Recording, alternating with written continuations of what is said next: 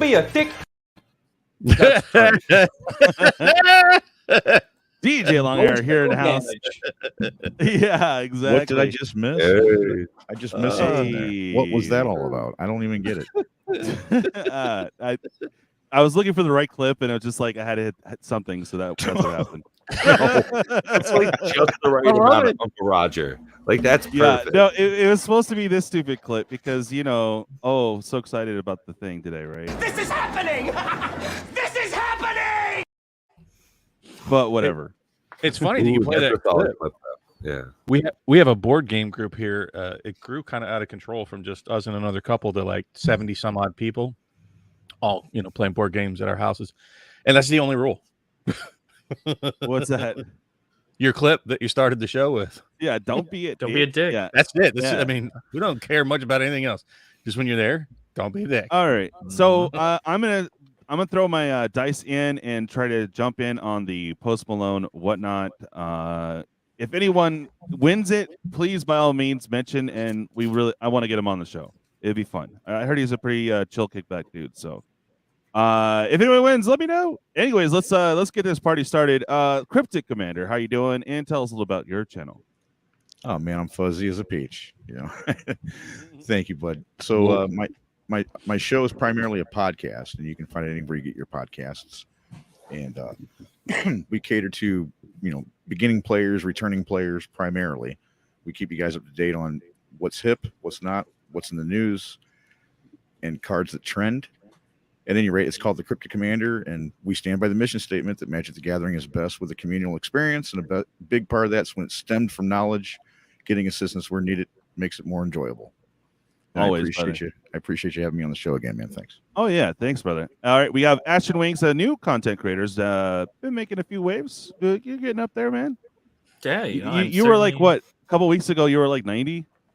Yeah, I think it was at like 86 or something, and now we actually just breached 250 like 5 minutes ago. Nice, dude. So hell yeah, dude. We're going up there. I think it's I'd like to thank my thumbnail editor myself for making things absolutely ridiculous. That's right. Yeah, no, we're doing good. In the middle of the month, we're going to be giving away Streets of New Capenna bundle to everybody not to everybody, but yeah. Wow. Yeah, like what up? By the way, I'm not buying any of those singles anymore. Everybody gets a bundle. Just yeah, that's 250 of you. There's already 50 of us in line. Yeah, right. Not everybody's going to get one of these bad boys, right? All right, yeah, go check them out. Link is in the description. MTG Gamingbob, or AKA MTG Nomad. How you doing, buddy? Right. Doing great. Channel's doing great. We're just about to broach 600 subs. That's good. That's good stuff. Nice. Just looking forward to the Vegas thing, but good lord. Good boy. Good boy. Good boy. I don't know when they're going to put the tickets on sale. It's funny that you bring that up, man. A buddy of mine wants me to go real bad. I've got this expo coming up September 9th in Los Angeles. And nice. Yeah, right. I went to the last one in Los Angeles. I'm going to go to this one too. At any rate, so a buddy of mine wants me to go to the one in Las Vegas, and I'm like, man, I don't know. You got travel, you got room and board, you got food. He's like, well, I'll help with all that, and I'm like, well, on second thought, yeah. So are you going to go, Bob, or? I've already got me and my co-host already have our plane tickets, which they keep changing the schedule on. I didn't know that was a thing. Yeah. Wow. Yeah. It's going to be a thing. We can't refund them. It's like, okay, I didn't know that was a thing, but they now rescheduled the flights twice. Today was the second time, and we've got the for a couple rooms. weeks. I'm a little nervous. Yeah. They've already dished all right, guys. Let's $2,000. Yeah. Where's tickets? Wow. Where's the event tickets? Can't buy them. Yeah, VIP and all that. It's crazy. Pat the Pauper, how you doing, buddy? Oh, doing great. Just had a wonderful conversation with my mom before I got on stream. So, Nice. It's always wonderful to be able to talk to your parents, reach out to your family. You never know when things can go awry in life. So make sure everyone knows that you love them. So I want to take a moment and reach out to all y'all here, and not just in the studio, but also out in live land, also following this later. Hey, thanks for joining us. It's great to have you here. Just for the moment in time. Moxman. What's up, How guys? you doing, buddy? Feeling good and glad to be back. It's been pretty tight for time lately, but anytime I can make it and get to hang out with you guys just makes the day a little bit better. So thanks for having me. Hell yeah. Dillbrain, you're muted. What up? How you doing, guys? Just chilling. Yeah, got my 1 year anniversary live stream coming up. That's gonna be a big one. Madness. We're raffling off Urza's Saga Tournament Pack, Mirage Starter, and Tempest Starter. So yeah, it's gonna be pretty nuts. All right. Well, cheers, everyone. This will probably be a short one, as if Post Malone is blasting a bunch of music, I won't really be able to post it. But cheers. Well, Ed, you said you're going to be raffling off a box, man. That's pretty good. Yeah, Urza Saga Tournament Pack. Yeah. I can't wait till you're on Ashen's level, man. Where you're giving out boxes to everybody. Yeah, I'm just giving out bundles left and right. The Oprah of Magic the Gathering. All right. Freaking MTG Oprah. Yeah, exactly. Yeah, you get a bundle. Moxman. So I have some I'm glad. Yeah. So this is a topic that I wanted to talk about before, but we were just all crazy on all the news from Dominaria. But let's pick a set, and I'm going to be filtering through you guys. Let's pick a set. Think of a last Shapoopy set from the last, like last year. So we're going back all the way to Kaldheim. Okay. What set would you like to tackle, and what would you do to improve it? Maybe like 1 or 2 cards, or maybe some promo thing. Like, what would you do? What do you mean improve it? Well, think of like double feature. That one's like, yeah, Okay. right. So I'm not gonna pick double feature. That's easy. that is just a target. great set full of horrors inside of how they package that. So that's funny. Oh, okay. But if I was gonna pick a set, like if you look back at sets like Zendikar Rising, right? Yeah. The fact they put in that beautiful box topper, get things going, right? I like the idea of the box topper. I loved it inside the set, 2 in the collector box, make a little bit of a switch up. The pathways being there was amazing. But for some reason, ever since like the Rise of the Eldrazi has ended, there's no Annihilator and stuff like that. None of these Zendikar sets we've had, like Battle for Zendikar, Oath of the Gate, none of them seem the same as I felt when I saw and played Rise of the Eldrazi. I think Wizards has got to shake things up. Now, we might be getting that with the new Phyrexian invasion of this, but if we go back to like Zendikar, I hope they like do some time traveling shenanigans and the Eldrazi come back and just like rip everything up again. I liked having those guys around. So if I could go back to something like Zendikar Rising, I would leave hints inside the set that it's not over, that it's not done. That's what I would have done. Nice. Okay, so more story driven, more art driven. More horror coming later. Let you know that it's coming down the line. Yeah, sounds good. All right, Bob. So again, it's the last year. You can pick a standard set or any other set. How would you fix it up, Bob? Well, I'd pick all the standard sets and just make them not suck. Yeah. I mean, if you want to talk, I mean, I'll just give one simple point if that's what you want to talk about. The double feature. So I think they missed an excellent opportunity, and we kind of really need a visual aid for that. I don't know if anybody's fast on the draw there. No. But in the secret layers, they gave the. I was going to say, Russ can pick up something one of these video clips. Visual aid. No, it's the secret lair. If you guys know what I'm talking about, that had the movie poster art. Does anybody know? Oh yeah, that was so good. That's so all they well had to done. do for that. Yeah, I like Okay, that it one. was that's what I thought they were going to do. Let me see, secret lair movie poster. So let me get an image up real quick, just so people have a reference of what we're talking about for those that didn't catch it. They're beautiful. Oh crap! How come I have to do this so slow? Oh, you suck. Let me see if I can open this in a separate tab. And as advertised, if they did the special art, even on like some of the mythics, I mean, I think that would have been like cool, like the movie poster. Sure, if they had that's some what they're of it. going But for. you guys, let me just. I got to bring up at least one image, right? To Bring up at that, the Liliana one, right? Or like the Beast Within. They look like movie posters. I actually have one up now. Let me see if I can share it real quick. If that was like the showcase or something, that would have been great.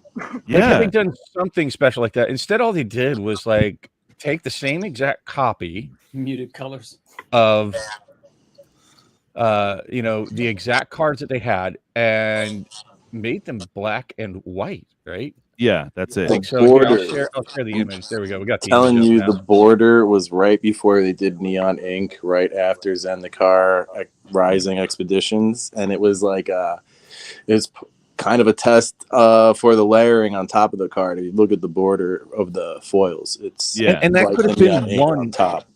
That could have been like the standard card in there had that border, right? But Yeah, not exactly. having these movie poster arts, which they already this Secret Lair Total came fail. out really close in time to announcing the double feature, right? So Yeah. I think it was a natural connection. As a matter of fact, I don't even think people got these before double feature released, right? What if they yeah. made that a chase like the textured cards, you know? Yeah, Or It was I just- mean, one in a imagine pack, if a that was- chase, something. If that was given away as a poster to someone who wins at a draft event. Mm. Yeah, at any rate, like I said, to me that would have been hype enough. Yeah. Like I agree with you, Ed. I think you and I have talked plenty on the side about the, that we're singing to the choir about chase cards are necessary for MTG at this point to keep pushing out this level of product and this. Yeah, you can't have a chase in one set and then no chase. Like people because expect then that. your sales, you're going to cannibalize your sales one way or the other. Mhm. And if they had just done something that they already, it was like right in front of them. It's like, where are my glasses? Damn it! It's Well, I right will say there. this real quick too, because when you said Beast Within, I remember the artwork, but what was important to me was the names of the cards they chosen for that. So each one from that secret layer to me was spot on. Like right there you see Blasphemous Act and also Beast Within, but those weren't the only two in that set, if I remember correctly. No, there were like 5, but Yeah, I'm just saying that they had this, and it was like T-ball, right? Yeah, and they missed. Yeah, Like, how that's did you what I'm miss? saying on that. Yeah, like That even if that they- should have been a double feature. Well, even if they like changed, like I don't know, even do down those to things- the card list, it's just so absolutely lazy to just put in every card instead of Yeah. curating like a really nice set. It's freaking after being stupid. around for 30 years, I can honestly say, man, that they've done a lot with this kind of idea, not just this artwork. I'm just saying that they'll do something like flanking and phasing with Mirage, and it's like, well, that didn't work, so it's not going to be evergreen. You know what I'm saying? So it's things they try and things do stick out, like your etched foils. This is going to be evergreen, apparently. They're still doing etched foils, so it's just what works and what doesn't work, man. Domain, they're not doing domain as much anymore, like in 2008. All right, let's go ahead and pick on Ashen. Ashen. There he is. So we got double master or double feature rather. Right. And Mox said Zendikar Zendikar Rising. Rising. Yeah, just story wise and art and more directed towards that. What set do you want to tackle? Well, I'm slightly more of an optimist, I think, than most people, and I can see a lot of the Hey, good Pawz. in a decent amount of sets. Hey, But Torque, Manamunk? I do agree. I think probably the hardest hitter for quote unquote bad sets of last year, it has to be honestly both Innistrad sets. I mean, really, all three if you count double feature, because if you guys read that Mark Rosewater stated design thing, I mean, I pretty much felt the exact same way in regards to how the Midnight Hunt was supposed to be about werewolves and we got zombies. And there were some werewolves in there, but they didn't work well with the other werewolves that were in the rest of And then the we game. went spirits for Yeah, and then there Vow. were more spirits in Crimson Vow. Not to mention that the flavor of the Crimson Vow set was more happy celebratory than it was like, here's a horror themed set. Yeah. Yeah, So- it wasn't dark brooding vampires. Right, You got so- a wedding ring and stuff. And that's entirely the case. I think a big point that a lot of people had brought up is that I believe they, and obviously, Wizards come at me for this if I'm wrong, but this, I think Crimson Vow and Midnight Hunt could have been one set, and they instead split into two sets and then made it one set with double feature, and they were like, people are going to buy this, and now look at the prices. I mean, like, obviously people still bought it. I'm still buying it, but that's only because it's significantly cheaper buying a draft booster box of this than it is anything else. But draft boosters are just a fun limited thing. But yeah, Innistrad, I would say this time around, it's got its ups, it's got its downs, but I think the land cycle is pretty much the only thing carrying right now, and that's not even super strong. So yeah, for sure. Ed, so we had Innistrad block twice apparently. Mox had Zedekar Rising. Hey, I'm on the Innistrad block too, because there's like just subtle things they could have done just to improve it. What set do you want to tackle, Ed? All right, so it's kind of a general thing that ties into a set. How about that? All right. Yeah. So I'm unhappy with the current system of like just one set and then the next set. I want to go back to the 3 set blocks where you can develop story and motifs and styles and the whole thing. We used to have a novel per set for every set in a 3 set block. You used to be able to get somewhere with the lore. And that being said, New Capenna had a lot of potential in my opinion. I just feel like I just feel like it kind of suffered from that constraint where you have to have a story and then the development and then the conclusion all in one set. And beyond that, the triomes are great. The motif, the idea of Art Deco, I think it was a good idea. I don't think it was executed right. I like the gilded foils, but I don't like that they put in uncommons and commons. But there you go, New Capenna. Yeah. All right. Would you do a different box topper or anything else? Oh yeah, I forgot about the freaking box topper. Oh. If you're gonna do a box topper, it's got to be like a pack random chance with like good hits and bad hits. It's got to have that gambler's premium, man. Yeah. Maybe the etched could have been. The etched were actually nice in that, right? The etched were super nice, dude. And they were kind of rare-ish, like Kamigawa, right? They did that right. Yeah. Oh, and they fixed the list just for that set alone. There was no chase. I would say that they kind of did the box topper. They did something really unique and good with the box topper. You like that one? Implemented it terribly. What they should have given you is in each box had an opportunity to pull any of the different art variants that would have been cool from around the world.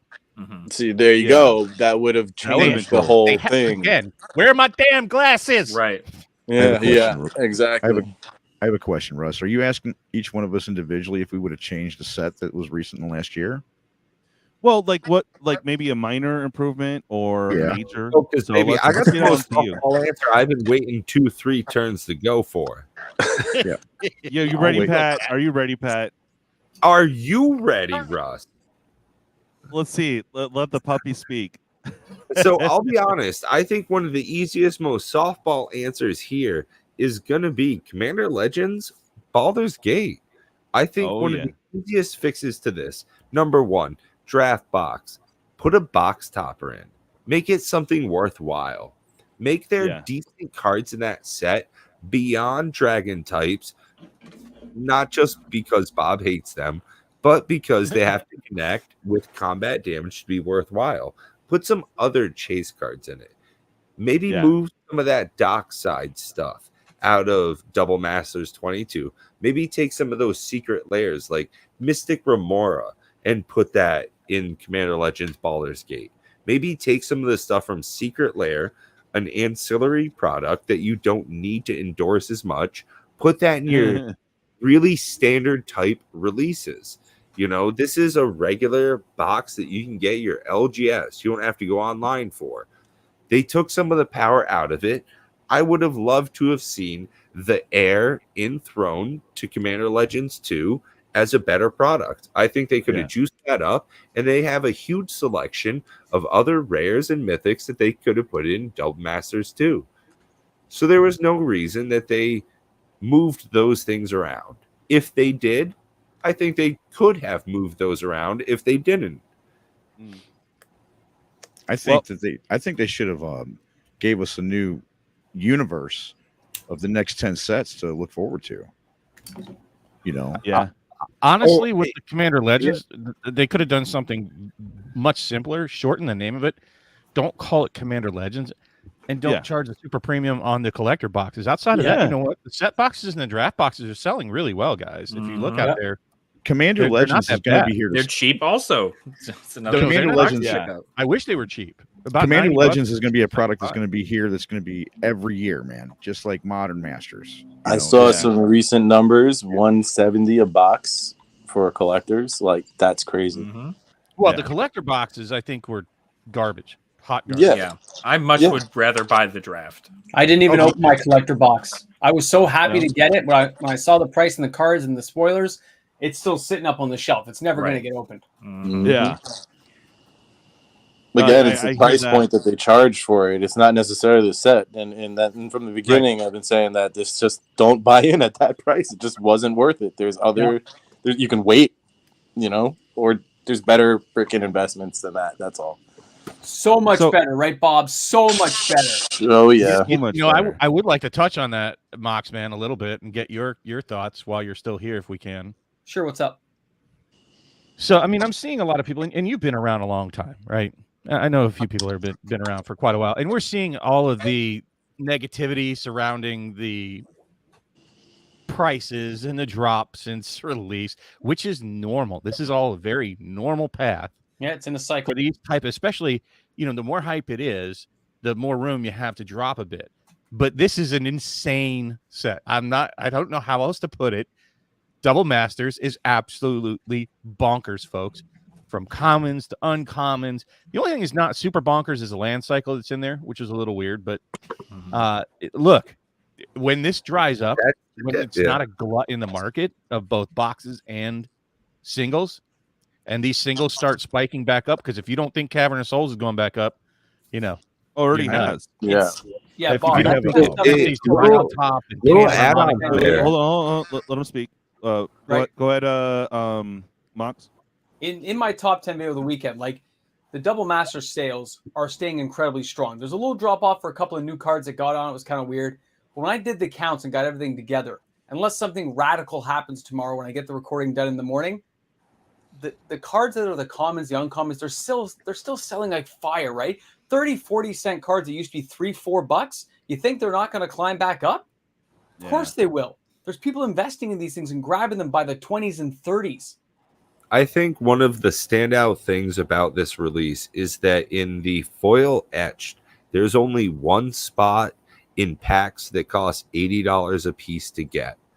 One printing of those foil etched cards, one slot only can you get those. Now, wait, there's a major point to be made with that, Pat, that I have to say. And I got a whole thing tomorrow about this. But have you seen the anguish on making... people are pulling from their Amazon boxes 3 and 4 anguished on makings in one box, all in the etch slot. So basically their etch slots are wiped out with just anguished on making.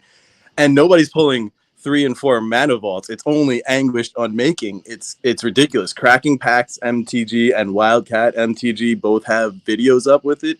Apparently Jake and Joel did it live on their stream. I'm hearing about it and freaking the interwebs. So that's crazy. I have a public service announcement also to make if I can. There's a guy that made a convention in St. Louis just recently. I won't name any names or name the convention or nothing, but it was a very successful event. And they decided, because there was guys that ran it, right, to run a tournament with power cards involved. It was going to be an all rare draft, but because of how wild and chaotic it would be at a high level of even including people paying for it, that they would include Cryptic Spires in every pack.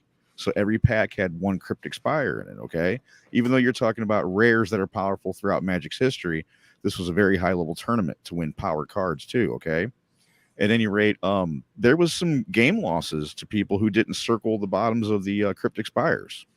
So I just want to, I just want to make a public service announcement about that, just to prepare people, and help people out. Wow, that's crazy. And by the way, before I go, guys, for Bob, for the Double Masters boxes, right? For the collector boxes, are you guys still seeing a lot where you guys are in the States? Because a lot of the stores I deal with, out of 38 stores, 26 already sold out. They're not raising their prices, just no one's getting any more. It's done. So over here in Arizona, there's a lot more. I don't know how close these guys are to people, but I know one person who has a lot. I mean, let's just say over. I mean, come on, man, 500. I mean, Is that a store though, or is that it's a store? It's a store. Okay. It's a store that owns a lot. I mean, I'm talking a lot, but I know of one person that has a box. But other than that, man, everybody's really sold out. But there's one store over here. There's one store that's got like a ton, man, a ton.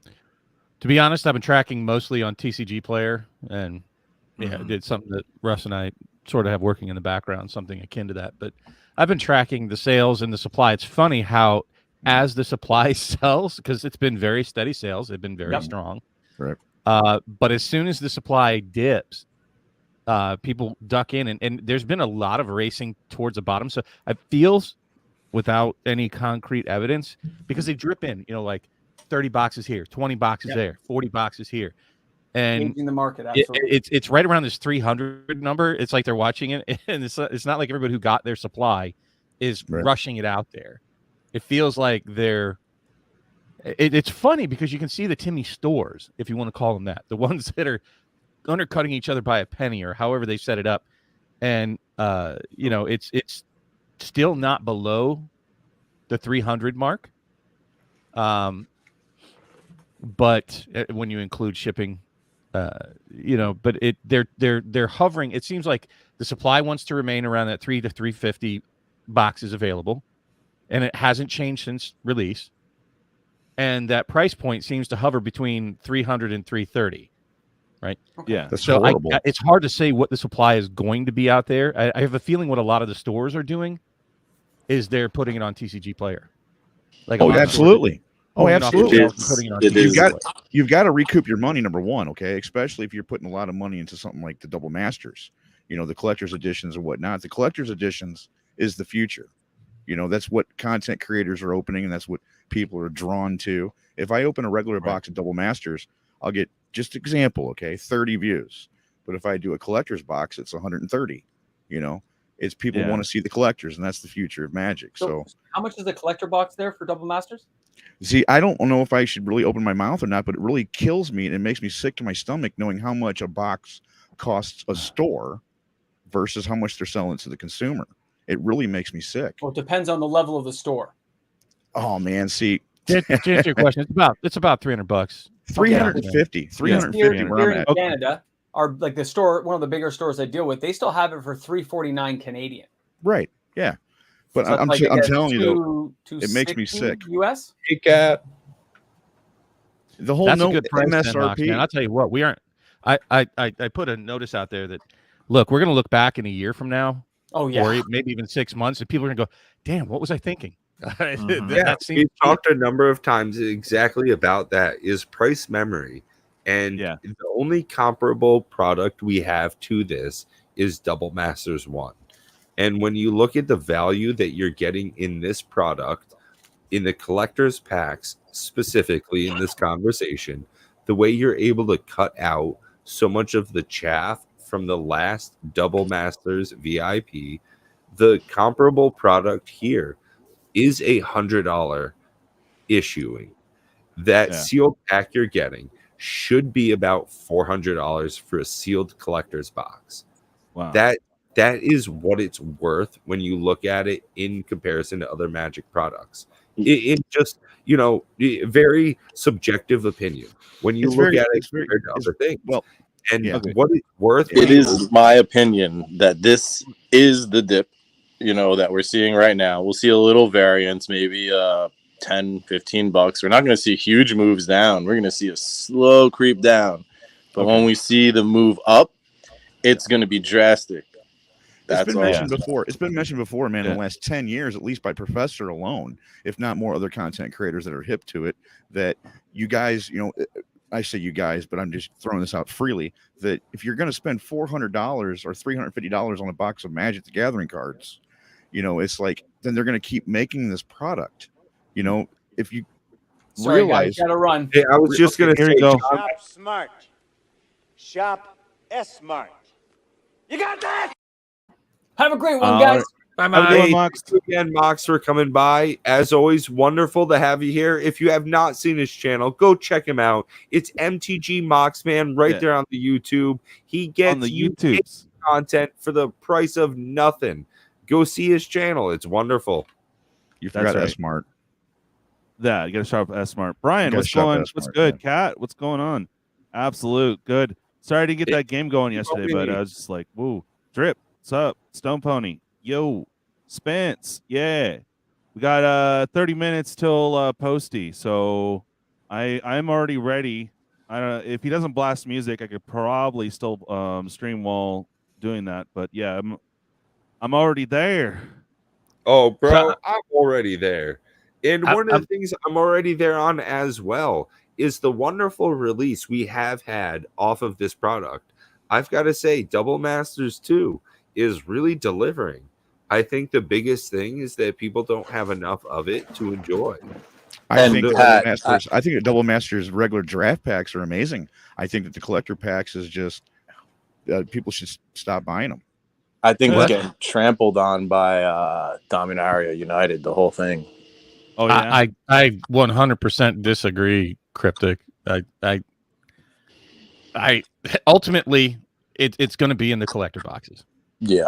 That's Just the is. that's the Look at future, you right? can That's look at what I the- see. Yeah, You can look at the EVs of them, and you can see that for sure. People generally, when there are more Post desirable Malone versions, and Whatnot, they've teamed up to give Sorry. one lucky winner. I don't know why I did that. Post Malone and Whatnot, they've And teamed Whatnot. up to give one It's so lucky funny. winner It's like a chance Whatnot. to play That was Posty in a one-on-one game of Commander in person here in Los Angeles. shut up. The winner gets $100,000. $100,000. All you have to Already do have that. is be there on his stream August 4th at On 6 p.m. stream Pacific tonight. for your chance to win. The Dude, important just part here really- is you have to be there during the Right. actual stream on Yeah. August 4th at 6 Okay. p.m. Pacific. I'm gonna have to go back to that. Holy crap, dude! That was blasting me out. it's Anyway. not going to stop. It's just going to keep looping. But Oh no, I mean, had it stopped. But anyway, yeah. honestly, I think that people will kind of regret buying draft I agree. when they look back Really? at it over time. I would. Oh my god, I would. If honestly, like, I think no, just for people who have cards in their hand, it's a different scenario, man. You go to a rural area, where somewhere where not a lot of people play Magic, and somebody's just happy to have Magic cards in the first place, and they have their old deck laying around or an elf deck or something. The collectors are for people that want to shiny up their commander decks, or to bling out or something, or even for collectors. Which I First off, the there draft still boxes are are more expensive, collectors right? out there, but I thought they were extinct. Go ahead. First off, the draft boxes right now are and always have been up to this point more expensive than the collector boxes. Mm-hmm. And on that Price point, which is wrong. I think actually that the draft boxes are more inflated than the collector's boxes and have a lot more room to come down. I think it's Agreed. actually price memory from Double Masters 1 Mm-hmm. because the draft boxes for Double Masters 1, I'm sorry, they were a lot better than the draft boxes for Double Masters 2. Huh. Oh, damn. well, Hot take right somebody went there. through. Somebody went through. I can't remember who it was, and they did the whole EV for what was it on? Was it on Cryptic Commander maybe, or not on Cryptic Commander, on the Command Zone, where they were doing EVs on the all of the master sets, and I think it was Ultimate Masters, which was actually sort of the best deal that was ever printed. And what they said is there's a much higher variance in Double Masters 2022. So in essence, basically, you can hit much bigger per pack, but you're going to hit more packs that are duds. That's essentially what the skinny of that is. And at least in people Double won't get Masters hit. 1, you had a box topper, 2 box toppers, Right. That's in true, one yeah. pack. Right. But what- and my point to that is For textured foil, would I trade a box topper for an Imperial Seal type product? I mean, they took that and ran with it with Dominaria United, right? Insertion of here's the thing: is it we know people love the chase, right? Good to Nobody see you, really wants to Samurai. hit it. All right, have a good one, man. Nobody really wants to hit at Sugu, but people are chasing the shit and bought in droves to chase the neon pink one. Right. We've seen it in masterpieces. We've seen it in expeditions. People People love the chase, so they love the big hit. The bigger the hit, the better the dopamine hit for people opening packs. And so you're seeing that shift in the Double Masters product. And the biggest hits you can possibly get. You cannot get a foil etched Imperial Seal in a draft box. Mm-hmm. And for a cheaper price, you at least have a shot at it in a collector box. Ultimately, people and it's will also understand. it's also like a positive feedback loop, right? Like a really good gambler set with high end like stuff you can hit that's really nice. People open it a lot on YouTube, and then there's less out there. Whereas look at Commander Legends 2. How many people open those things, man? It got no hype. It didn't get pushed. It didn't get that promotion. It didn't get that wave behind it that you're going to have things like Double Masters. It didn't get that comparable thing to an Imperial Seal foil etched. It didn't have that comparable thing to a textured foil either. A near invention or invocation type product. You know, this set's got something different than the last Double Masters, than any of the other Masters products, let alone has a new card. First time ever in a Masters product where we have a new card. Don't get me wrong, Cryptic Spires is kind of meh, but it's also the first time we've had a new card in a Double Masters or any There's Masters. going to be a lot of firsts. There's going to be a lot of firsts. Yeah, I would Just I going would to say, if honestly you're give. sleeping on it, They're coming If out you're with sleeping on it, stickers. it's a mistake. Yeah, They're I coming out think, with stickers, Pat. I mean, there's going to be a lot of firsts, man.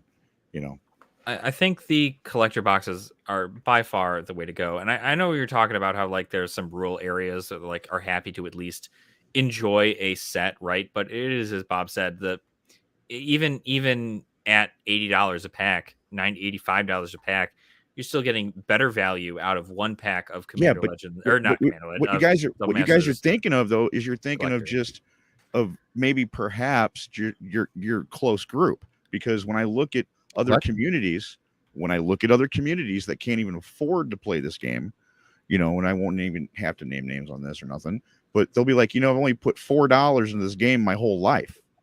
You see what I'm saying? $90 for one pack.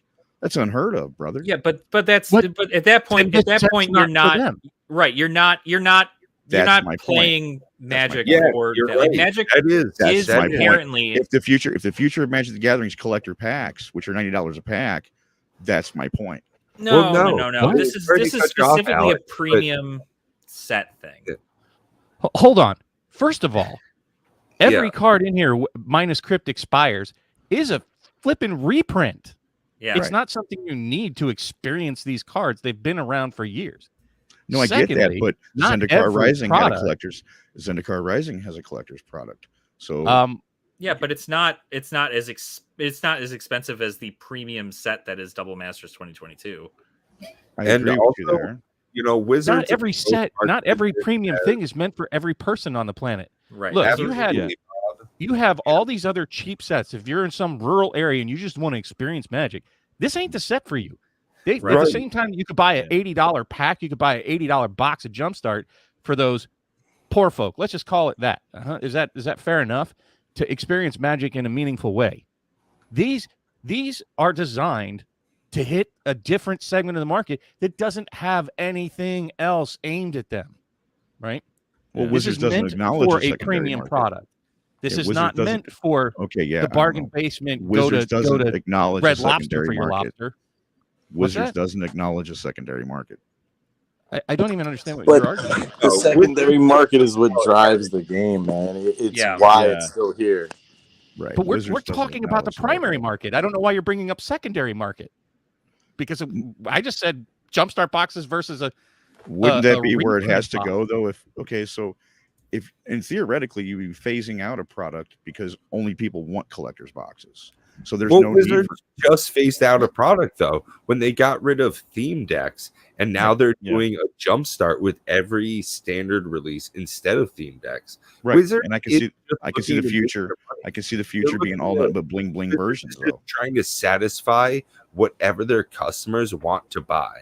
So they want to always, as a number one procedure, they want to have the best product that they can release for their customers. Whether No, it's look, it's like this. We want them to have these major blingy things that are huge successes because it ensures that Wizards can compete in a saturated market with all these collectibles and trading cards games that are innovating left and right. Absolutely. And, you know, it's going to help keep them around in the future. We need these things. That's how we got these new textured foil. Real quick. Hi, Dave. Hi, Dave. Hi, Dave. Hi, Dave. Oh, Sorry. absolutely. Hi, Dave. Hi, Dave. Also, hi, Dave. Yeah. So- No, I totally get what you're saying, Cryptic.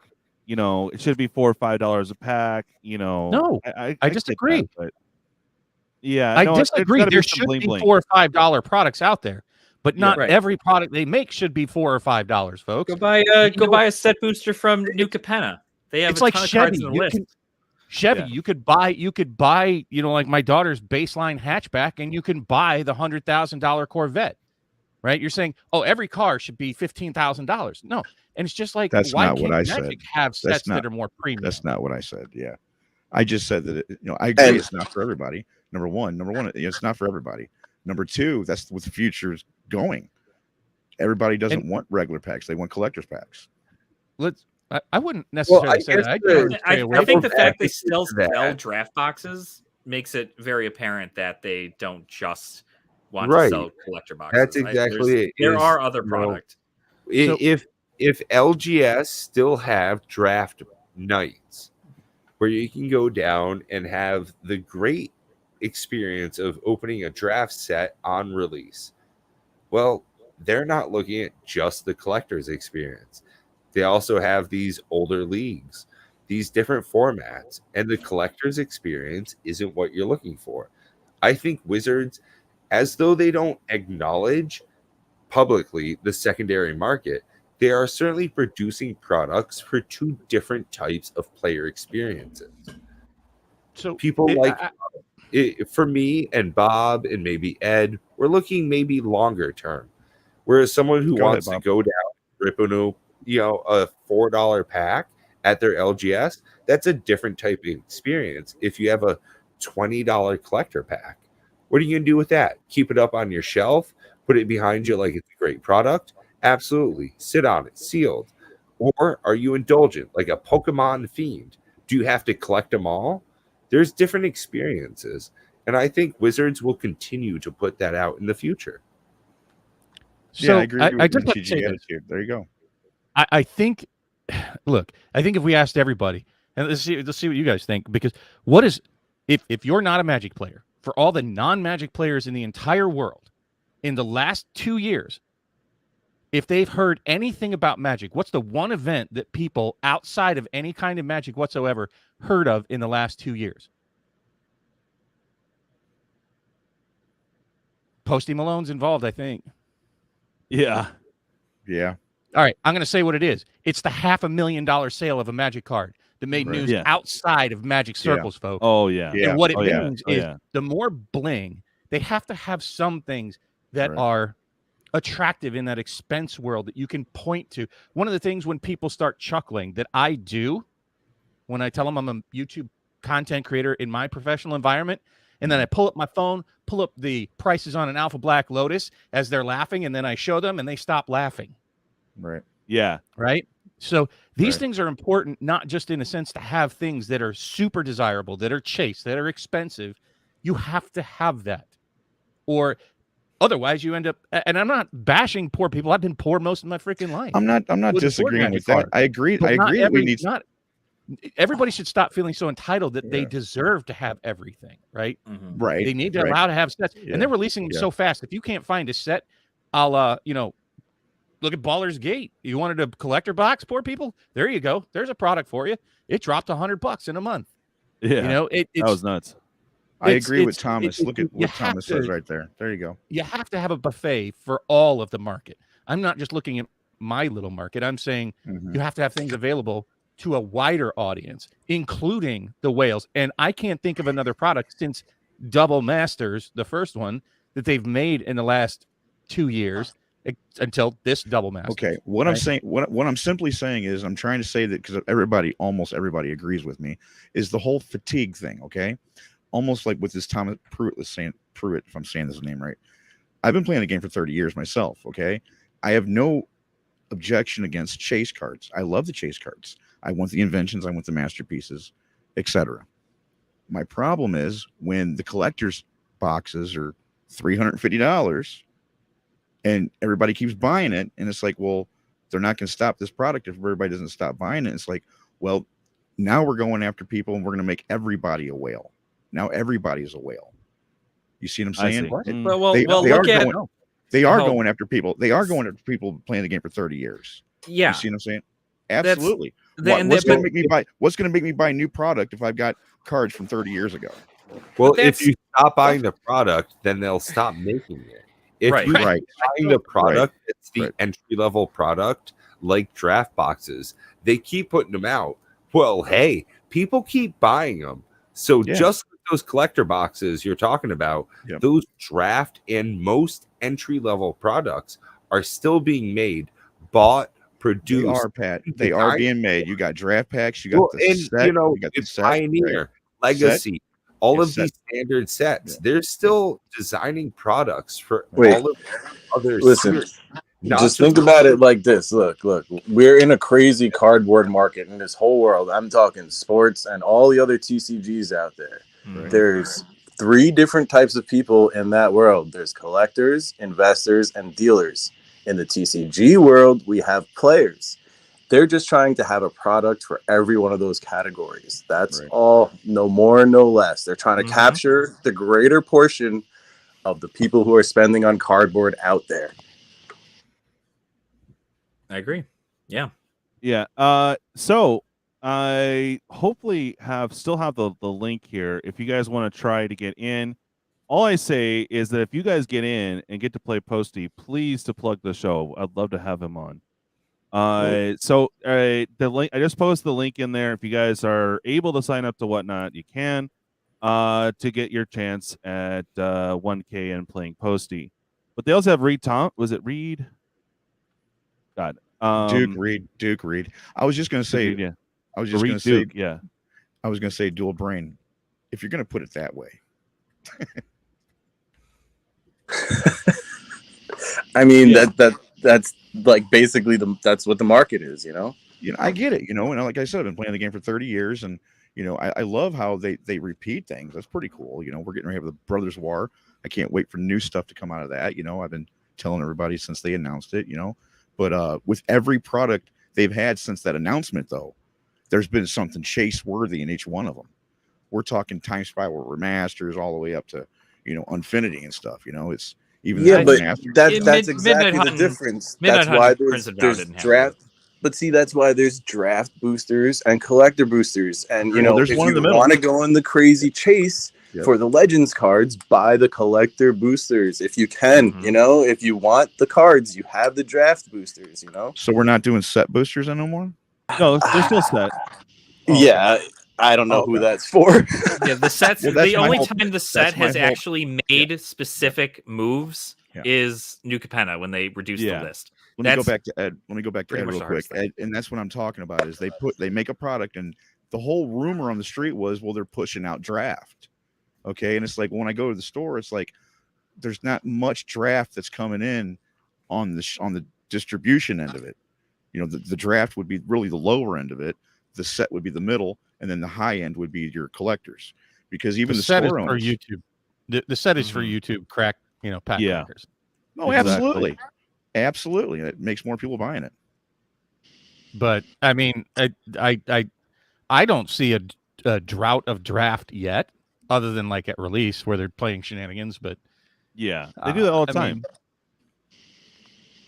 Yeah, trying to. I would really like you to kind of clarify. Like, I'm still confused as what your initial point was. That you feel they should stop making collector boxes? No, I just think that the no MSRP is just insane. It's just insane. $350 for that box, man. It's just insane. But not having an MSRP is not even WotC's like really fault. Like what the price of things are, they let the market determine what the price should be. but they also follow the market. So, you know, I agree. If these things crater, you know, if they crater the modern market, it could happen. We could go through a dark ages of modern cards that are dirt cheap, but you know, WotC changes things all the freaking time, and things would change again. So, you know, it's just another cycle, man. Don't worry, wait 2 years, things will be different again. Right. Yeah, I mean, all I can say is that I think both the Dominaria United having, honestly, anybody, I said it on Jake and Joel's thing, where 70% of the respondents, so I'm definitely cutting against the grain, said that they were not more interested in buying the collector boxes. I'm absolutely more interested in it, and I'll tell you why. It's a free shot at the Legends. Now, a lot of people are complaining about the price. Buckle up, folks. I made a video 2 months ago about this. That's the new, folks. Yep. Yeah, that's standard. Yep. That's standard pricing from here on out, folks. That's right. Every single time. Shot at Legends, and so long as the product is not an AFR, you know, as so long as it doesn't royally blow rat nuts, you're getting a free shot at a Legends card. People are like, don't chase Legend cards. I agree with that, but it's a golden ticket inside a box you can already purchase. Most people are going to. That we're going to target the collector boxes, and you're getting a free shot at a Legends card from a foil common slot. 3% chance. So what? Oh yeah. And there's 12 packs in a box. That's not that bad. So one every 3 boxes. It's literally what is that rate, like 2.06 per case or something, and then even still higher than that. But yeah, with the same attitude of that, it's a 3% chance, but with the wonderful RNG that we all know and love, if you keep those boxes sealed, even if you buy a single box, you don't know what's in there. The person buying that box doesn't know what's in there. So the opportunity for the secondary market to do its thing and raise it higher, because there is an opportunity in which you can do this. I mean, like, I literally work for a gambling slots place. Like, I see it all the time. People come in there, $600 dropped in 5 seconds, and they're just like, oh, these just aren't. It's just not paying out, and they get so upset. It's not paying out. They're statistically not supposed to pay out in a way that is going to like get you so much incredible money. And the only way that you're going to win at gambling is if you don't gamble. And these products, Bob and I talk about it all the time. They have sealed in, especially in case amounts, they have the Gambler's Premium and like the lottery type sets all have it. Back to Kaladesh, Battle for Zendikar, back to original Zendikar with the Priceless Treasures, all of it. That Gambler's Premium is what drives the sealed market for newer stuff, I think. I think without that, your potential for growth in further down the line is a lot less than sets with that Gambler's Premium. And I'll say this to give you a term to use, Ash and Wings, even though I need to trademark that shit. It's Schrodinger's pack. Yeah, and there you go. Right. Until you open a pack that has a shot at it, then it has that card in there. It has every single. I know this is gonna like piss people off, but every pack of Dominaria United collectors has a Tabernacle at Pendrell Vale in it. Yeah. Do what? So, wait. Yeah. Hold on a second here. Wait. You want to repeat that until one? you open it. Exactly. Until you open it. Okay. First off, Okay. So long. I mean, I don't know, Cryptic, if you understand I get it. Schrodinger's I get it now. Schrodinger's pack means that anything that can be hit, an alpha pack, every one of them has a Black Lotus. But I'm going to take that even a step beyond with old cards like this. Like, take this to the next level, right? Okay, so yeah, I hit the Legends card. Yeah, I hit the Tabernacle, but now I hit the nicely centered one that's really crispy, that didn't get effed up in the machine or had some crazy employee handle it not appropriately or whatever happened to it. Because I'm going to tell you this, it's tough to get a good grade as is straight out of a pack, but to have someone take that card, show it around, organize it, collate it, put it in a machine, have it sealed in a pack, put in a box, and then sealed, you're kidding yourself if you think you're gonna get a 9.5 Cradle. That's the ultimate not gonna happen. Did you see their sorting process? Not Cradle, Tabernacle. Did you see the sort? I was watching their sorting. I was watching the video again recently, and when they're sorting these cards into, like, I don't know however they're doing it, they're literally throwing these cards into boxes. So That's Yeah, what it's a I'm bunch saying. of idiots finger banging really Yeah. rare cards. Just And because they make the cards doesn't mean they've done anything with the cards or graded Exactly. them or ever touched them or handled them or called them light play and tried to Right. sell them as near mint in the market. I think, Ed, that a lot of people would just be happy to have a tabernacle in their hands. I'm not arguing that point. Right, And at right. that point, if you're newsflash, going to buy Post collector Malone. boxes to pull a tabernacle, you just buy the moderately played or heavy played tabernacle instead Right. of Hey, buying DJ, starter box. sorry to interrupt you guys. Hey, all I've right. got a DJ thing Posty started. real soon, so Hold I'm on a gonna have second. to take off. So All right, Hey. here we go, guys.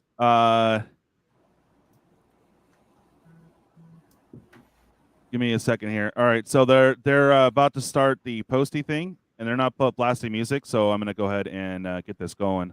Oh, Okay. shit, I got to go upstairs and log in because I'm not logged in on my phone. Okay. Why can't I All right. log Well, in? good luck. All right, good luck, everyone. Thanks for coming on. You guys can stick around for this as I attempt to try to enter this crazy thing. Or we can Later, go ahead and guys. end it. Yeah, thank you guys so much. It's been a very fun show. Yeah, let's see how this. We'll That was lively. We'll start with Oh, the yeah. Double Masters draft box. very We're lively. gonna pin it for giveaway. Good times, guys. All right. Indeed. Later. I should see. Later, guys. Enter giveaway. Oh, okay. Boom. Yeah. All right. So enter giveaway. This is how it works. Winner gets Draft, this yeah. Double Masters drafty. It's a lot of fun. This is probably my favorite set to come out. It's a been while. unreal, No, man. it's insane. The It's reception insane. is crazy. It's We had insane. a fight to get even just this. Now you can't find them. even just a draft box. No, you can't find them. What's going on, gamers? How are we feeling today, y'all? So I got to figure out how to comment. Yep, the address is on your profile. You can click the little like dollar icon in the bottom right, and that'll allow you to enter the giveaway. Whatnot's gonna fly you out to LA. They're gonna get coached by Reed, dude. You a little nervous? Insane. No, yeah, I'm like. I'm so still trying to pumped. figure this I mean, out. Yeah, I'm so excited. I'm scared shitless. I don't know. There's a lot of great Magic players. There are a lot of people in chat. Yeah. Very excited No. to run up against you, but also just excited. Yeah, I'm ready. make to sure you guys live get in again, if you so can. you guys Again, plug bring the show. heat in, I'm ready for it. I think the cool All right. part about this that I saw was like there's a ton of I'm still trying to Post figure out how to Malone comment. fans Any didn't know you were in Magic. anyone can jump in and tell me what. just as many Magic do fans here. that like Should be down at the didn't bottom. know Should just say that Post something. Malone was in the Magic. Yeah. And so it's Yeah, like that's this what- combination but- of communities that like I know you're a Magic partner and you work really closely with users, but like it's always so fun to see the communities merge together. Yeah, and be like, it's so wait, cool. like, Yeah. It's all right. For everybody watching, just for the record, it is going to get so incredibly laggy because this is probably gonna destroy Whatnot. Oh, you think so? Oh no! I Now I absolutely- gotta. It'll crash some nonsense for sure. Yeah. There's Oh, already 15. There's already almost 5,000 people watching this thing. Like, and they're giving away a Double Masters draft box. Like, yeah, exactly.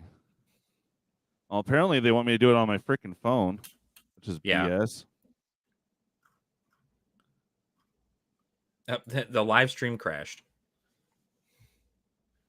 Did it? Yep. Live stream has stopped. Lovely. For everyone or what? Oh, never mind. There it is again. It looks like their connection is awful. So I'm not too sure what exactly is happening with that, but Yeah, I don't know either. Okay. yeah, There you're it not is. going to be able Enter to do giveaway. any kind of thing through there. You're going to have to do it on the app on your phone if you have it.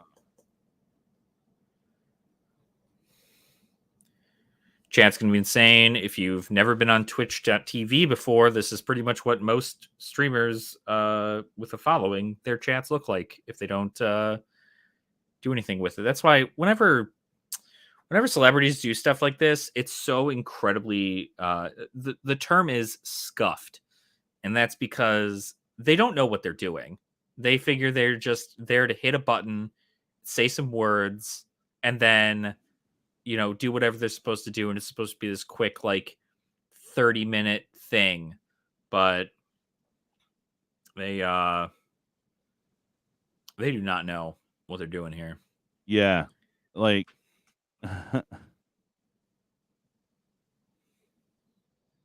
okay. Yeah, so I'm boomering out pretty hard here, and I cannot get it to load on my phone. I have it loaded on my phone, but I can't even enter the giveaway because there's too many people entering all at the same time. Not even pressing the button. So, yeah, for those exciting of you stuff. Who think you're getting into this thing, you're probably not. They're going to have to do this a different way. I don't know why they thought through Whatnot was going to be the smartest. Well, I know why they did it through Whatnot. It's because it's an ad. Post Malone doesn't use Whatnot. He literally is just doing this strictly to benefit the company and promote Whatnot. Yeah, I can't even get my phone to work. Look at how fast that's going, dude. That's crazy. Yeah, that is insane. Holy crap. Their stream is incredibly There we buggy. go. And it's funny because most of the time when you're doing stuff like this, when you're doing a stream, it's off your phone. And so me watching it on my phone right now, I couldn't imagine what it's like actually on what it's actually like to stream it. So, yep, just as I imagined. Yeah. This is what happens when you get a celebrity to attempt to do anything that isn't what that celebrity does already. Yeah, look at that. It's totally crashed out. Whoa.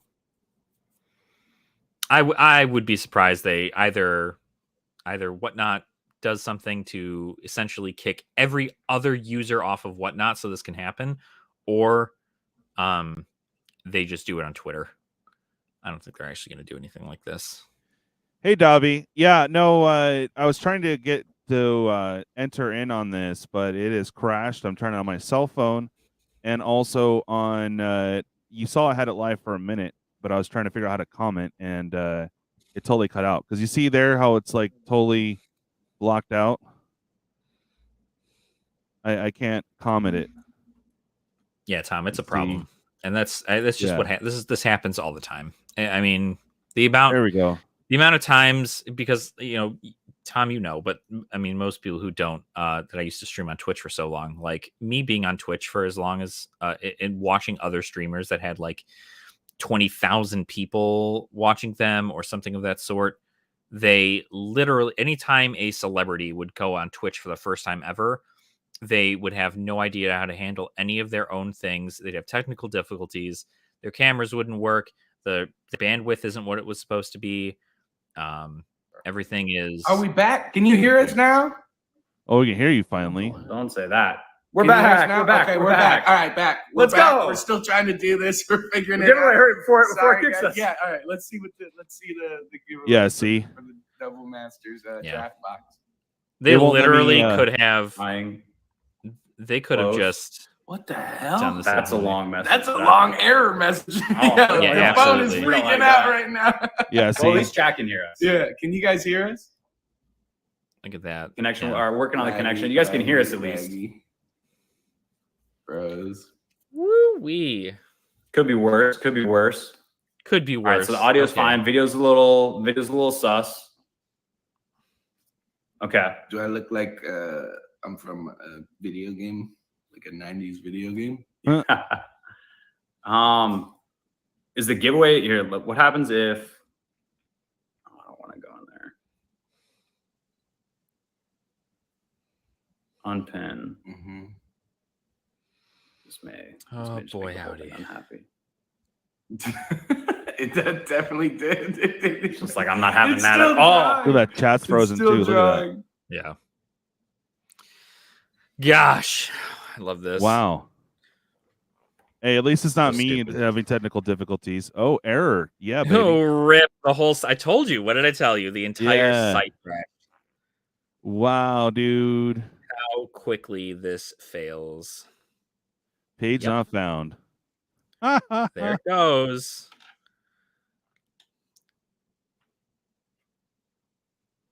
Yeah. It's so for the record, it's still running on the app. I haven't had a single issue so far. Other than the fact I can't get into my app. I don't know what the hell the problem is. Oh, weird. Yeah.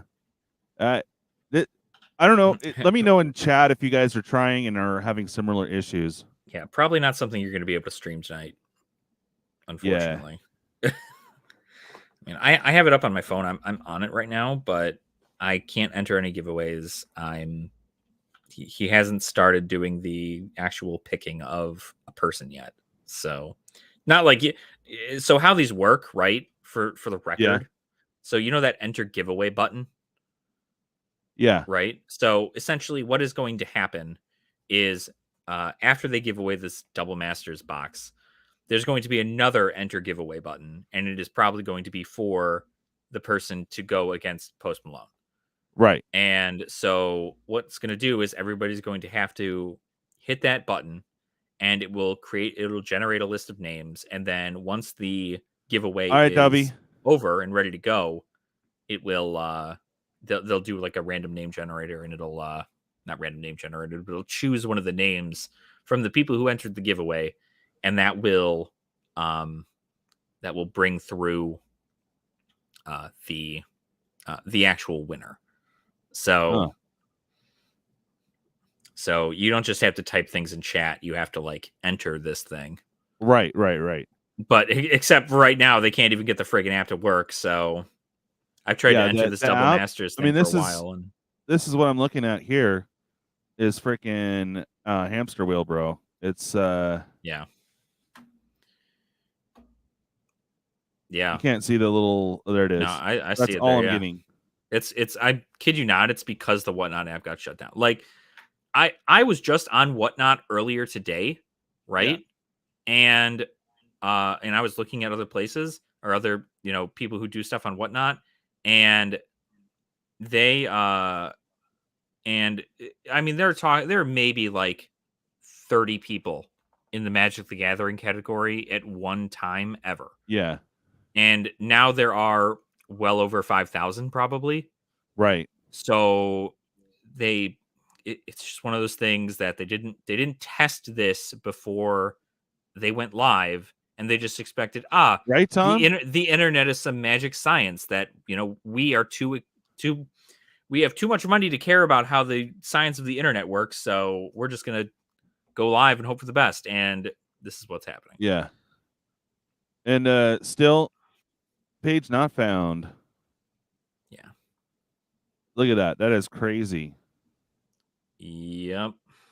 And still can't get in on the phone. I'll try to reset, but it's probably their site. No, the whole thing is down. I mean, like I can't. I'm on the actual like the video right now, but I am not. I'm on the actual video now, but I'm not. What do you call it? Like there's nothing happening. Like it's stuck on it essentially. I can't go back to the menu of Whatnot. I'm just stuck on Post Malone's chat. Oh man. Oh, Dave, you're great. Also, Dave, I watched the video that you also. I guess Pawz is in here too, right? Hi, Pawz. Hopefully, I still see you. Yeah, Pawz was here earlier. Yeah. Dave, I saw all that cool stuff you sent him, man. Go check out that video on Pawz's channel. If you haven't seen it. And Dave, you're a generous individual. Very generous. Okay. Can't reset my phone. Lovely. There's still so many people in this chat, but like I don't think any of them are actually. Mm-hmm. Oh yeah. So yeah, this is the struggle of trying to get in on it, and I was all ready. So that's Did Hardy do his pick? We have no idea, Bob. Honestly, it's been frozen for like a solid 30 minutes, and I think they were doing a giveaway for a Double Masters 2022 draft box first, and now I don't know what they're doing now. So yeah, it's crazy. It's yeah, that's exactly what we're getting. I'm refreshing, and it doesn't matter. They won't let you. They will not let you enter the giveaway on desktop, which is stupid. Yeah, you have to do it on your phone. Oh, finally.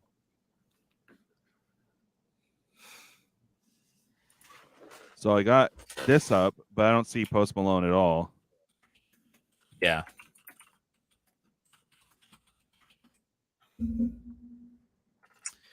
Back to hamster wheels. That's crazy, man.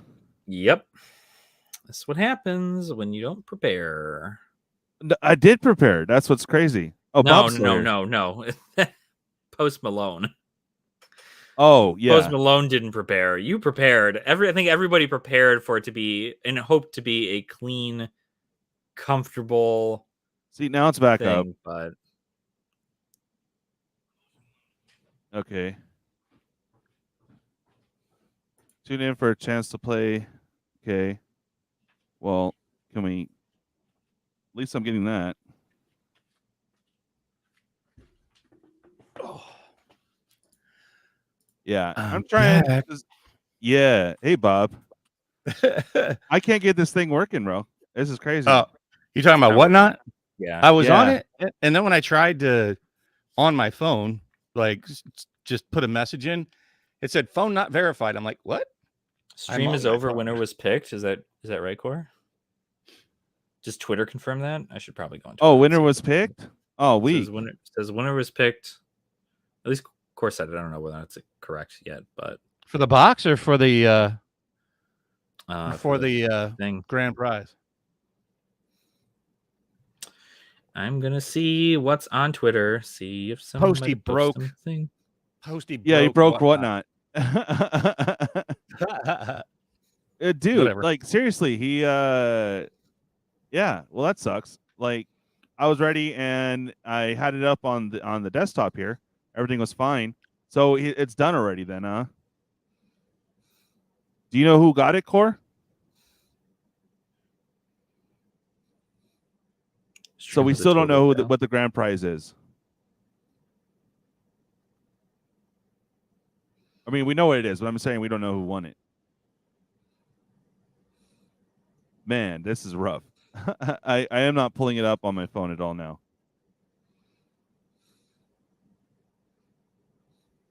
Pokemon, Funko.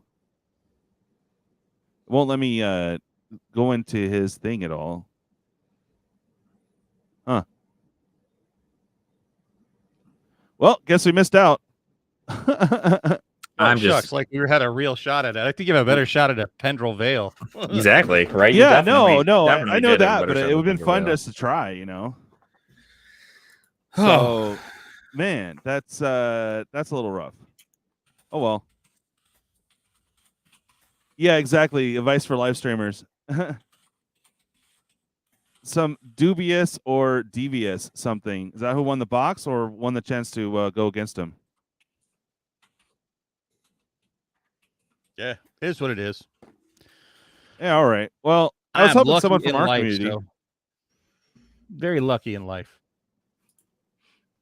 I tried Me too. DVD, but I was on it. I was the one saying, "Hey, it's live," and I had it on my phone.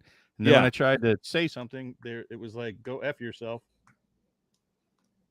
Yeah. Yeah, right. Plan to fail. That's right, Dave. Seriously. Fail to plan to fail. That's exactly I made no plans on going out to Posty. I was even worried, like, damn, would I be able to get the time off to go? Right. Yeah. All right, there you go. Dubia says the lucky person. Okay, cool.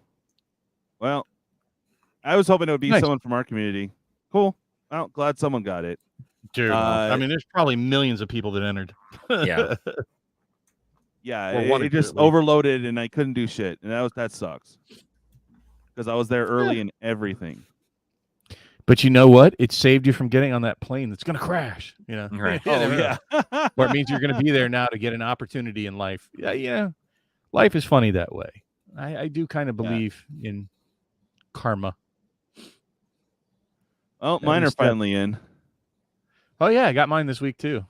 Nice. Yeah.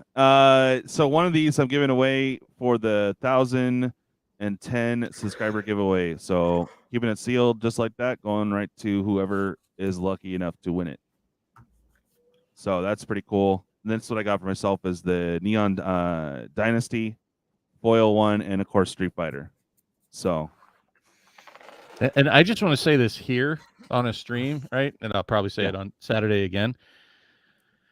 I know there's a lot of negativity right now towards the whole Dominator United, just purely based on the fact that you can't get a Legends rare Pendrell Veil. I'm going to go against the grain and say, I think you're getting it wrong, folks. I'm going to say it now. I think it's going to do very well over time. So Absolutely. And that's the thing. We also don't know what other cards are going to come in the set, right? What happens if they come out with a land cycle that's just so incredibly like amazing that people are like, we don't know, but this is just a freebie on top of it. This is salad dressing, right, folks. right. If it was replacing a foil mythic, borderless slot or something in a collector pack, I mean, then it might be a little bit meh. But like the fact that it's quite literally just replacing one of those dumb foil commons that nobody even looks at anymore, and it's just here you go. Like that is actually a Legends card, a probably more expensive common than the common that you would have had if you. I would almost agree. Like I don't know what common you would get that would be less valuable, than some of the commons that you're going to pull. Even the foil commons, right? 3 cents. I guarantee every card in Legends is worth more than 3 cents. Oh, they're worth more than that, but yeah. It's just like I said, it's one of those things. It is a complete freebie, and what people are mistakenly thinking is that, oh well, it's going to be more expensive because of this Legends thing. Over time, it will be, but I'm telling you right now, these are the pricings that we can look forward to coming up in the future. The last set before this was Commander Legends Baldur's Gate that had a collector's that wasn't a master set. Right, Tom. And its collector box was priced at $270, right? These boxes forever were priced at $270 for Dominaria United. I have a feeling that they're trying to push that $270 price point for collector boxes moving forward, right? So this is just purely like, what are you never going to buy collector boxes again because of the price point? Like at this point, you're already shot at a Legends card in a collector box, right? Like the collector boxes, quite literally, it's the reason they're called collector boxes, right? Like, yes, there is a certain group of individuals that Wizards is like, yeah, we want these guys to have good things, much like we want the players to have 36 packs in their boxes and a whole bunch of cards to add to their decks. We want the collectors and the maybe not so much generally. I kind of loop them both in the same of like investing and collecting, because not only did they put all the good stuff in collector booster boxes, but they've also limited print runs of collector booster boxes. That's I don't know, man. Like the track printing for freaking Baldur's Gate was like even a bigger insult because it was just so freaking hard to pull anything decent out of a collector's or a box. They totally curbed it. I mean, they hooked you up a shit ton of rares though, like a bunch. Like, I know for a box battle I should grab Baldur's Gate because that's gonna win me, something. But is that what they're gonna do on this one? I mean, I don't know. In all honesty, with Baldur's Gate, where they truly missed the mark, is there just weren't enough reprints in it. Dude, all I had to do was put Mana Drain and Imperial Seal, definitely. You want my honest to God opinion, where they again, I kept saying this all night, like where's my glasses? They're in my hand, and meaning, oh my God, the obvious answer is so in front of you right now. Yeah. Look, it's a commander set, right? And they need to call commanders sets something other than Legends. Yeah. Especially when they're not doing reprints of Legends. Yeah, There's exactly. nothing legendary about it. One of the big reprints that they absolutely should have put in the hype dragon set was the Dragon. Yeah. Oh, right. Oh, wow. Yeah. Duh. Kidding. Put the big daddy dragons as reprints in there as mythics. Would have fixed the whole problem. Things that aren't even in Double Masters. And I think the thing with that though is right. Like, I think their whole push was the flavor. And I think because their whole push was the flavor, right? Lightning Bolt is a spell in Dungeons and Dragons. So it got a reprint in there, yada, yada. But the Dragon is not a canonical dragon in Dungeons and Dragons. So they couldn't have put that in there. So they could have put it in there. I disagree with you. And I'll tell you exactly how they could have done it. Just like they did in Crimson Vow, where they give Sorin, just like Sorin, the kind of replacement art for the card. No, the replacement name. Right.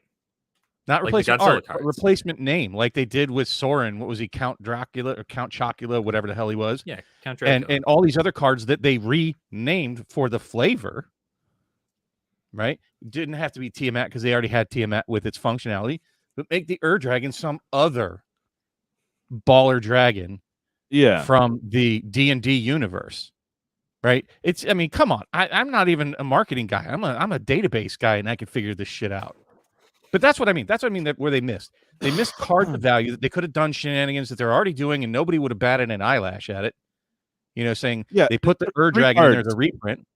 I agree with Far North. If they just put 3 cards in, like Dockside, Smothering, and Mana Drain, that's where it belonged. And bro, that would have made the set worthwhile. First off, I don't think they should have reprinted Mana Drain. They've already had it too much. Secondly, Dockside, 100% agree. I still think for the flavor, for a dragon set, the Dragon needed to be in there. It hasn't been reprinted yet. They didn't even put it in Double Masters. Right? Well, they could have done like the Dracula or the Godzilla theme with it, even, you know, had it named something else, but it's really just an Dragon. And that would have been cool. That's what right? I was saying. I mean, I would have I definitely would have enjoyed that. I thought that would have been a neat thing. And I think that's really the thing. I think, you know, I don't know, maybe they were just like, we just did it in Crimson Vow, so like we can't do it, whatever they did. But the point is like, I mean, yeah, they focused more on flavor for this than they did making it like people are going to like this for Command. If they made this like if they named this Commander Beyond, like a Universes Beyond thing, where they made a specific set tailored to the flavor of Dungeons and Dragons, much like they're doing with Warhammer 40K, you get an entire thing together where it's all flavored based on Dungeons and Dragons. You have some cards that you know are things that can tie into Dungeons and Dragons. Yeah. And it works out to be a different product, right? And then it's at least like, oh, here's a cool little fun thing. But the fact that they're shooting them out at premium prices and people getting $20 worth of cards. But the draft and set boxes were not premium priced. Yeah, I was talking about specifically the collection. They were initially, but they dropped it down to reasonable, you know. No, I think when I saw them initially on Amazon, they were like 100, 105, which is very normal for a draft box at release. At any rate, all I'm saying is that, you know, there were. I agree, and I would you say Far North said it, just 3 cards. I think they could have picked 3 cards. I don't necessarily agree with Smothering, Tithe, and Mana Drain, but something more on flavor for D&D, and I think the Dragon very much could have been on flavor. Dragons are very much part of Dungeons and Dragons. Honestly, I think they should have come up with a mythic dungeon. You know, that there weren't enough dungeons in this Dungeons. There's one. There's one, and they should have made a shot at like a mythic dungeon using the initiative thing that they introduced. It's so narrow, like WTF on that. At any rate, there are so many ways that they could have fixed that. Number one, strip the Legends name off of it if you're not going to make it a high value reprint set. Yeah, exactly. I think that it was the number one complaint from going around to all these different content creator sites. That I'm seeing that they're saying the association of Commander Legends to that product felt like a bait and switch, and very much big time. If you had just called it Commander, you know, Commander Draft for Baldur's Gate, you know, Commander something, Commander, you know, Fozzie Noodle for Baldur's Gate, it would have been far better than Commander Legends. Yeah. And I think Mark Rosewater even talked about it in that press release where he went over everything, and he specifically said that Commander Legends Battle for Baldur's Gate should not have been called Commander Legends. And that's like a lesson that they learned from the release of this, is that everybody's upset because it shouldn't have been called a Commander Legends set. It should have just been could have just been like a much more massive miss was the double feature, right? Oh yeah. That was, and what all of this kind of points to, including the pushing back of the release date for Unfinity, is things feel very rushed. That the pie's not done baking, the cake's not done yet. It hasn't, you know, that they're taking things out of the oven before they're done, and they do need to slow down. I agree. One of the big things is, and I think we've talked about it before, Alex, about my concept that I think they're killing set collecting. Like, that used to be much more widespread and massive, and they've just thoroughly put a fork in that one. I mean, that was like, if I don't know, how long have you been in the game, Alex? I've been playing. I've been like genuinely like dedicated to collecting and playing and doing all this since Ikoria.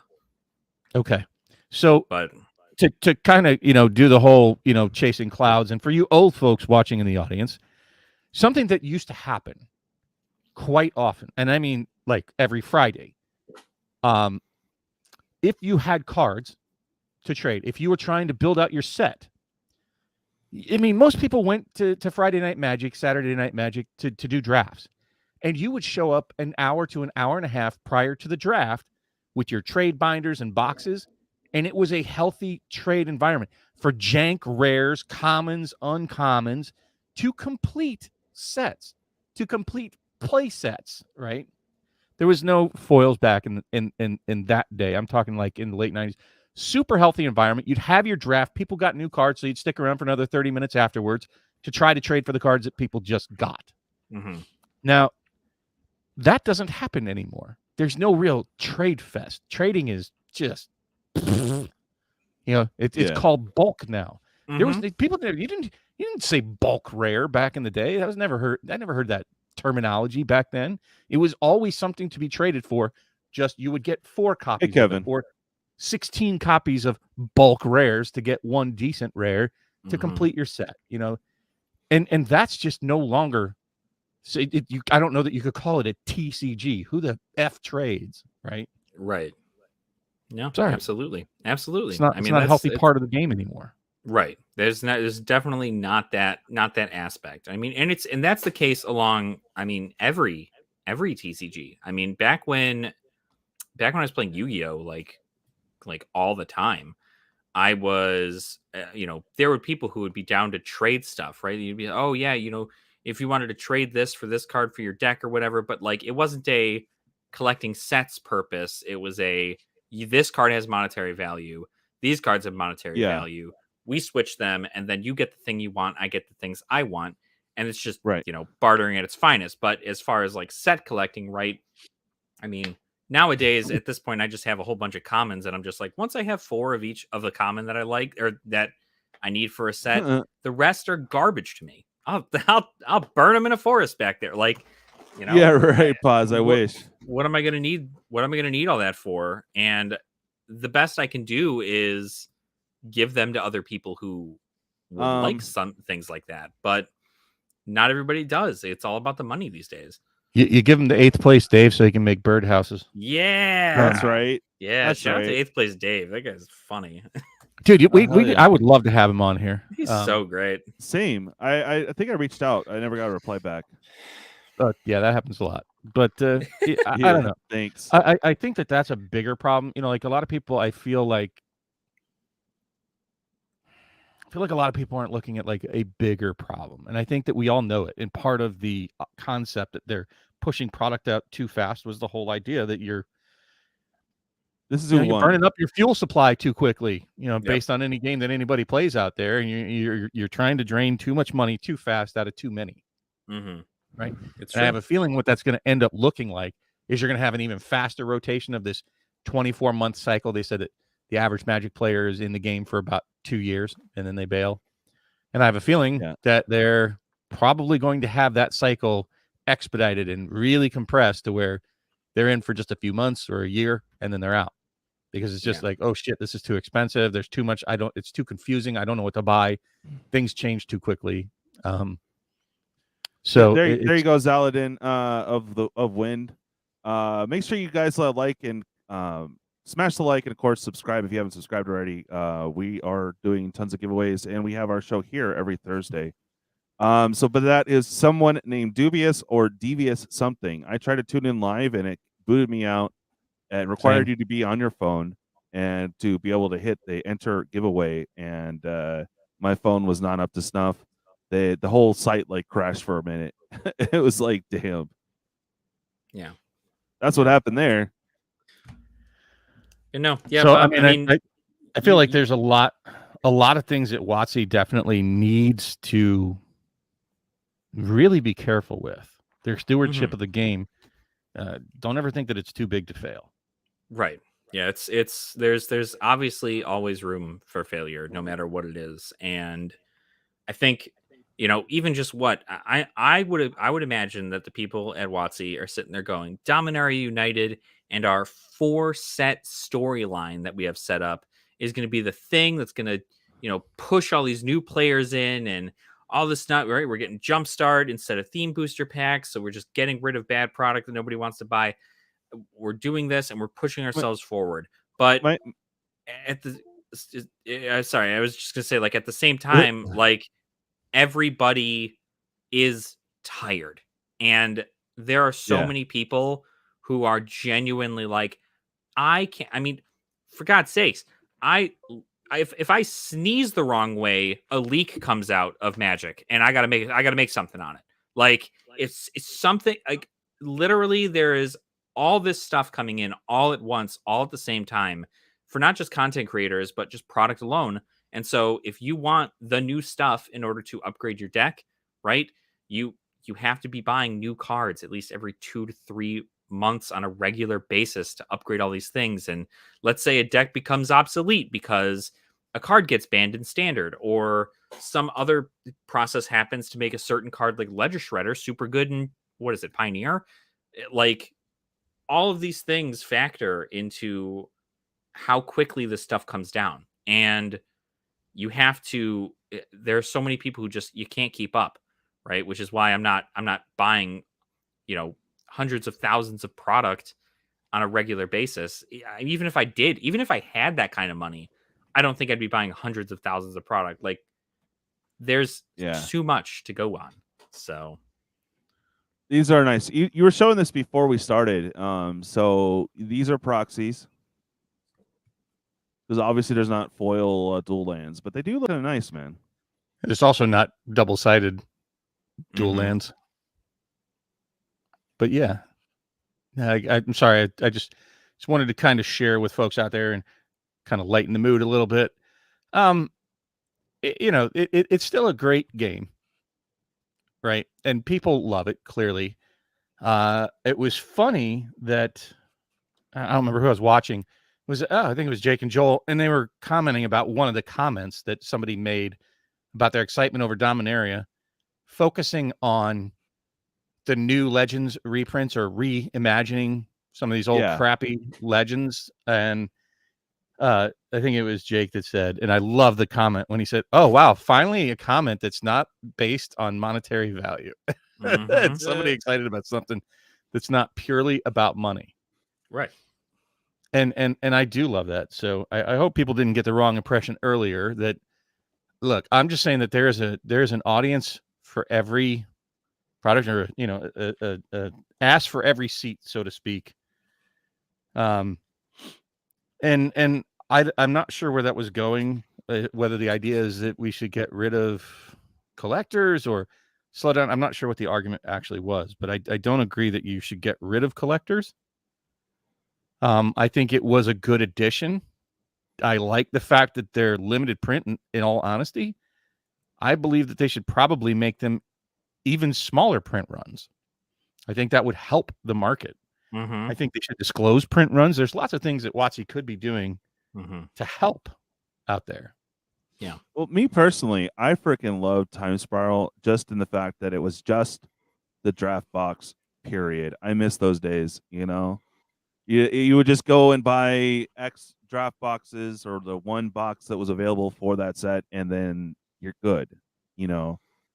And if you pull that foil, that's even better. You know, that was pretty cool. I miss that. But no, we have 3 sets now, 4 sets actually, every standard set. So you got the Jumpstart, you know, taking place of the crappy theme boosters, the set box, the draft box, and the collectors. So 4 products every time, but at least they're keeping the Jumpstart down. Right now it's about 100. Yeah. I'm getting them for 80. And so they're actually here. That's a misnomer, right? I'm pretty miffed about the Jumpstart because they cut 25% of the product, and they charge the same price or actually more than what you can get the original Jumpstart at, and it functionally breaks the way the product was designed. Yeah, it's like it's silly. even on the card that tells you how to play it with a draft with so many rounds, et cetera, et cetera. And they broke it, and it's like they keep tripping over themselves on certain things. Yeah, I think it's I like that. I like that they're just. I mean, they're hitting each individual kind of like niche group, right? I mean, I personally don't know the amount of people who play limited formats in paper, but it's got to still be enough, right? To the point where LGSs are running them and so on and so forth. They made set booster boxes specifically for people who wanted to crack packs. They made collector booster boxes specifically for those who wanted to collect the higher rarity versions of cards. And then they made, and now they're doing Jumpstart, which, yes, granted, Jumpstart is more expensive than a draft for some stupid reason. And hopefully the market corrects that. But I do know that they also sell those dinky little, at least they did for the original Jumpstart, those 4-pack booster pack things in the stores and like MSRP. And that's all you need to even get started. And that's Jumpstart's a fun beginner thing for if you have not gotten into any kind of constructed format yet, you can just grab this and just do it. You don't have to worry about, passing packs or what a limited format looks like, right? Like this is a catered experience specifically to new players. And, it's got here you go. Is it a waste of ink? Probably, but. So that's one of the ones I wanted to comment on. About 20 to 30%, just on Amazon. There are going to be other places that are going to release it cheaper than Amazon. As you get towards pre-release, I don't recommend buying it now. The time to get that, and I think we've mentioned it, at least Pat and I did back in March and February. That's why I do my best on this show to try to get out as far ahead of things as I can possibly to give you guys information. Just like I did with the Double Masters draft boxes when you could have gotten them around the 212, 215 to 225 mark, beating the drum on that thing. And I said the same thing about Infinity, but right now I would say I would hold off on Infinity. I think you're going to be able to find, I'm cheap. I'm cheap AF, guys. And I like getting things at the cheapest possible price that I can. And Infinity, I think, is not one to pre-order from Amazon right now. I would wait and see. There's going to be some deals from some reputable sellers. But actually, if you could go back to Brian's previous comment, because I want to address that. I was going to talk about this too, but yeah, go.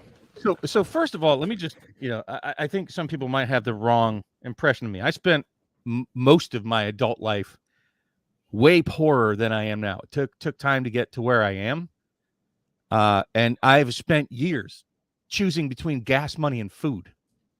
I was in the military paying child support in the 90s. You want to talk about broke as a joke? Holy shit. Like I would play, games, and I'm not even talking about, I didn't buy shit on credit cards. I couldn't get a credit card. I didn't make enough money. So, and I was playing Magic back then too. You want to talk about tough to collect? Holy balls. That's what you do to your servicemen there. Holy crap. So I know poor. Don't kid yourself. But even then, you can still collect. Partially what Alex was alluding to. You're just not going to collect at the same rate as Rudy. You're going to have to be choosier about what you collect. So instead of buying every set, if you're poor, you save your money. You listen to what's the wise one to buy. You be patient and disciplined and keep it sealed. You wait for it to appreciate, sell it at a profit, turn that around, and buy more that you like, that you can save until you finally work your way up. It's hustle. It's, this is, what's that dude's name on YouTube? He's like, I'm going to take this penny, and in 30 days, I have to buy a house. I don't remember that guy's name, but you can learn a lot from that you just can't have everything, right? That's the biggest thing.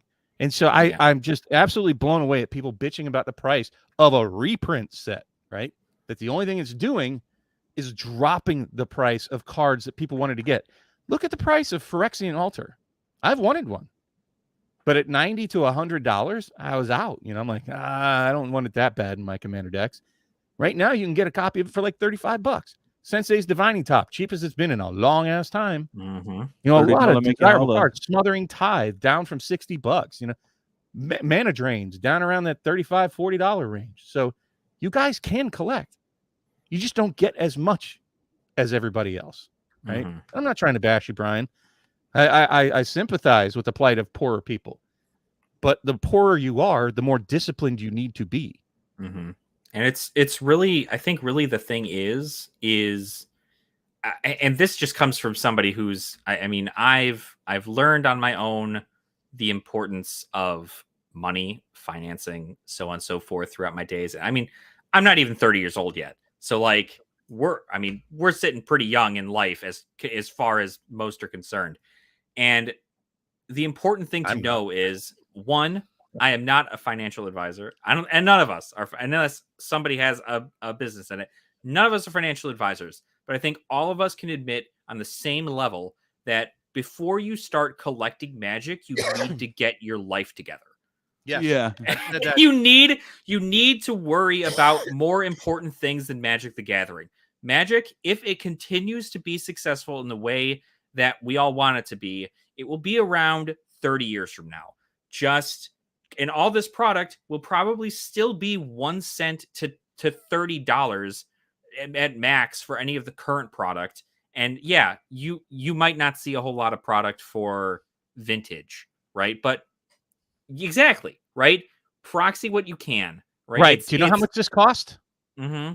What? Do you know how much each of these cost, roughly? We were trying to get you to tell us earlier. Yeah. About Like 60 cents? cents a piece for Yeah. double-sided Nice. dual beta foil lands that Mhm. most people will be like, ooh, ah. The problem is you want people to get free tendies, right? And that shit just doesn't work. Because Right. if it was, then the cards, what's really weird about that is that if everybody had those betas, right? If everybody had those, Black Lotuses and the most desirable, valuable cards, then they wouldn't be desirable or valuable anymore. Mm-hmm. It would just be a piece of cardboard. So in life, there has to be things that are out of reach for most people. Like if everybody had a Lamborghini, you'd quickly find, wow, that's not a super comfortable car to drive. I'm just telling you that's the way life is. And I've often thought that it would be terrible to win the lottery, and I'll explain why. There is a comfortable middle that I found, and that is there's a place where not everybody is after you for your money, right? But it's not starving. There is a nice, comfortable spot in life. Mm-hmm. But if I was to hit the lottery, I honestly don't even really know what I would do to make my life better than it is right now. Mm-hmm. And it would just be, I'd have to hire lawyers and have to hire people, and then I'd have to hire lawyers to watch the lawyers. And it's you're getting sued left and right. Yep. Everybody that loosely knows you is hitting you up for money. Your relationship changes. And, then even the things that you wanted, you buy them right away, right? Your fancier car, your bigger house. Then what? What do you do with the rest of life? You have no more hopes and dreams or goals to try to achieve because you've already been given it, right? That's why most super rich children from rich parents are assholes, because they've been given everything their whole life. There's nothing to work towards. Nothing has any meaning. They can't respect hard work that people do or the hustle. So, be careful sort of what you wish for. Brewster's Millions. And it's nice to have cards Music and MTG. in How a you doing, hobby bud? that we all have, that there is something to chase. There is a chase. There are desirable cards. There's many cards I'd like to have that I don't. And Right. wow, I don't even want to tackle that. That's a whole discussion there, Brian, with the What's that? proxies. His proxy statement. That's a whole night of discussion there. Hold but on, I'm looking for you. I guess really the thing is, right, and I guess this is real. This is where the big deal is, and again, right. I mean, hey, I don't want to call anybody out, but like Music, check your email. Brian, are you a competitive Magic the Gathering player? Do you play in competitive sanctioned tournaments all the time, every time?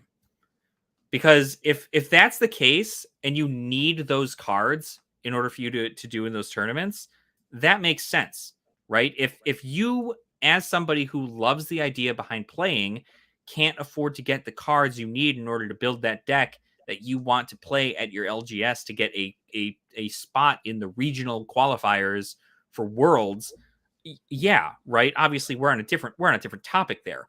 But if you're just playing with your friends, or most of my friends who play Magic the Gathering play with proxies because they're not professional players. The pro scene has been destroyed, as a matter of fact. So it's like, what even is that?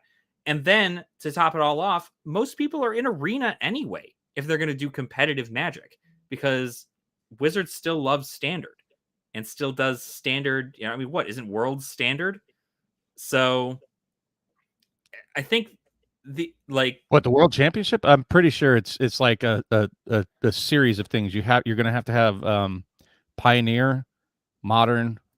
I'm not sure about Standard. I think there are some because I thought they were just doing the qualifiers for it, the New Capenna qualifiers or whatever, and that's the like you said, it's a confusing hot mess. Right. But I think there's a different set of things that you're going to have to do to get there. But yeah, right. I think that you have to have Pioneer in your repertoire. Look, right? Yeah, in all honesty, I agree with you.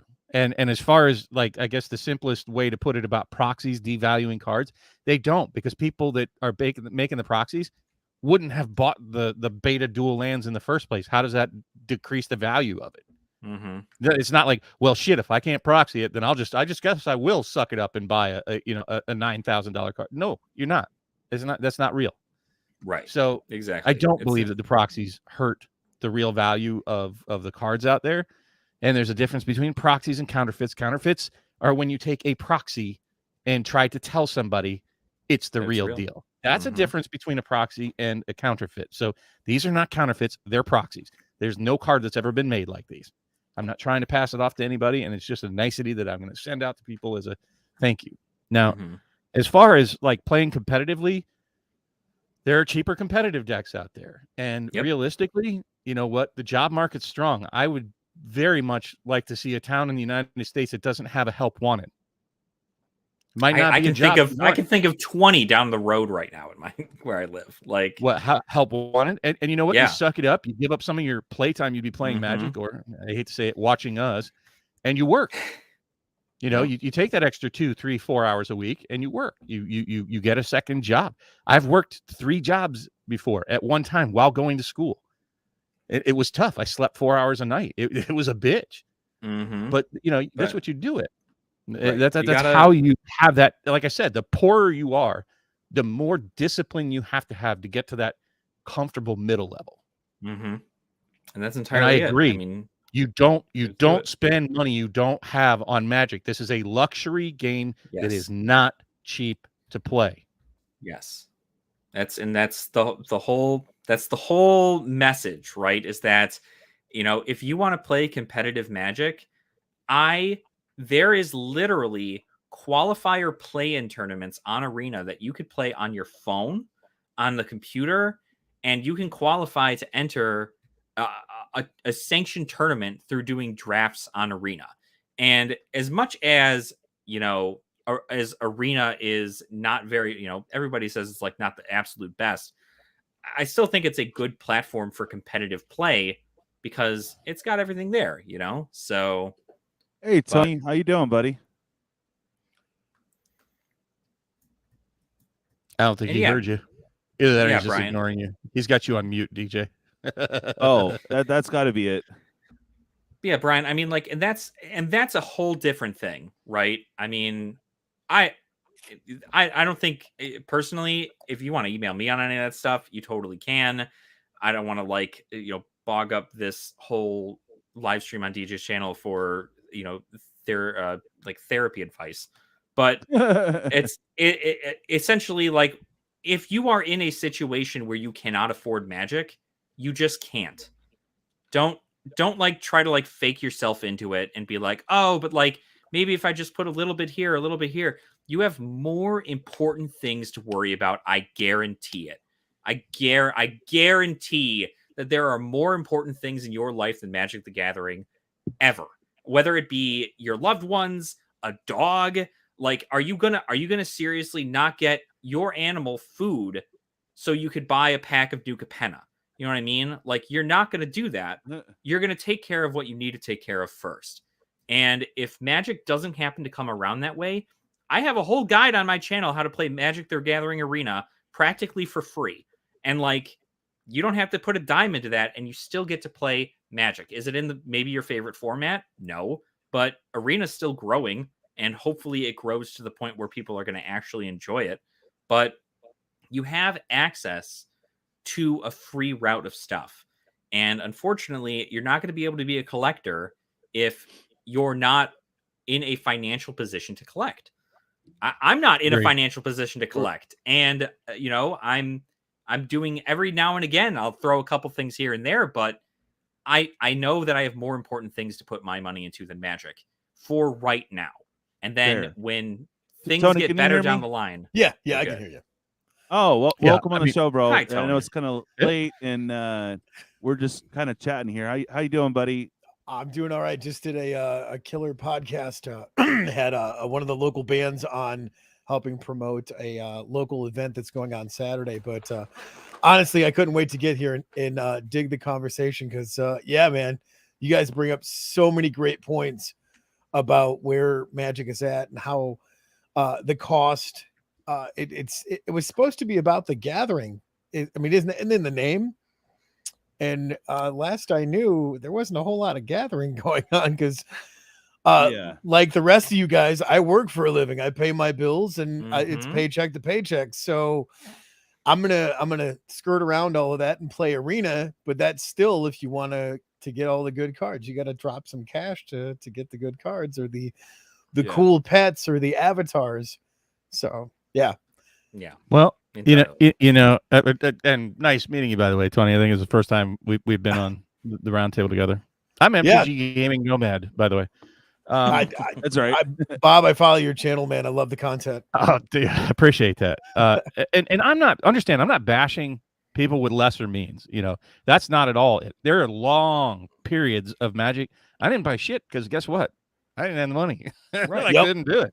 And you couldn't print proxies like you did now. I've been trying to print proxies for over a decade. Right now, we're in a glorious era where you can get some really high quality proxies for just pennies, realistically. What an awesome thing. And guess what? I own reserve list cards. I collect. I drop a fair bit of money. And guess what I just did? I literally just got these this week. And they're gifts for other people. There are ways to play Magic that are cost effective, and it's just the case. What people often are saying is, I want to just like, all right, here we go. I want to pay $15 for a mystery box at Walmart and pull a $45 pack out of it. Right? You're trying to get the free money, just like at a slot machine or something else. Right. And really, you need to have the money to be able to piss down a hole. Because that's what you're going to do. I've opened pack after pack, and unfortunately, I've opened some, like, look, this is how you lose money. Crack open a pack, and oh, shit, I hit. But in all reality, the real of cracking packs, and that's a terrible way to build a collection. It's a terrible way to get anything of value. It is the worst way to do it as a player out there. You don't need to buy any sealed product. Nothing. If you're just trying to up your collection or build decks or play competitive, especially if you play competitively. Nikachu doesn't open shit, and that's a competitive player right there who's legitimately done it on the tour. So, I mean, there are better ways to do it. You don't buy packs and crack them then. You save your pennies. You don't eat out. You don't get your Starbucks. You don't have, your subscription to Netflix. Not everything's a must. And you'd be surprised. I can tell you, living austere, like literally for years, if you looked at my cabinets, you want to know what I figured you can live on? Ramen noodles, bread, butter, cheese, and canned corn. Let me tell you, I lived on that shit for probably 2 years straight. The essentials. My grocery bill was like $11 a week. And I lived. It wasn't great. And God, I got sick of every single one of those things. Yeah.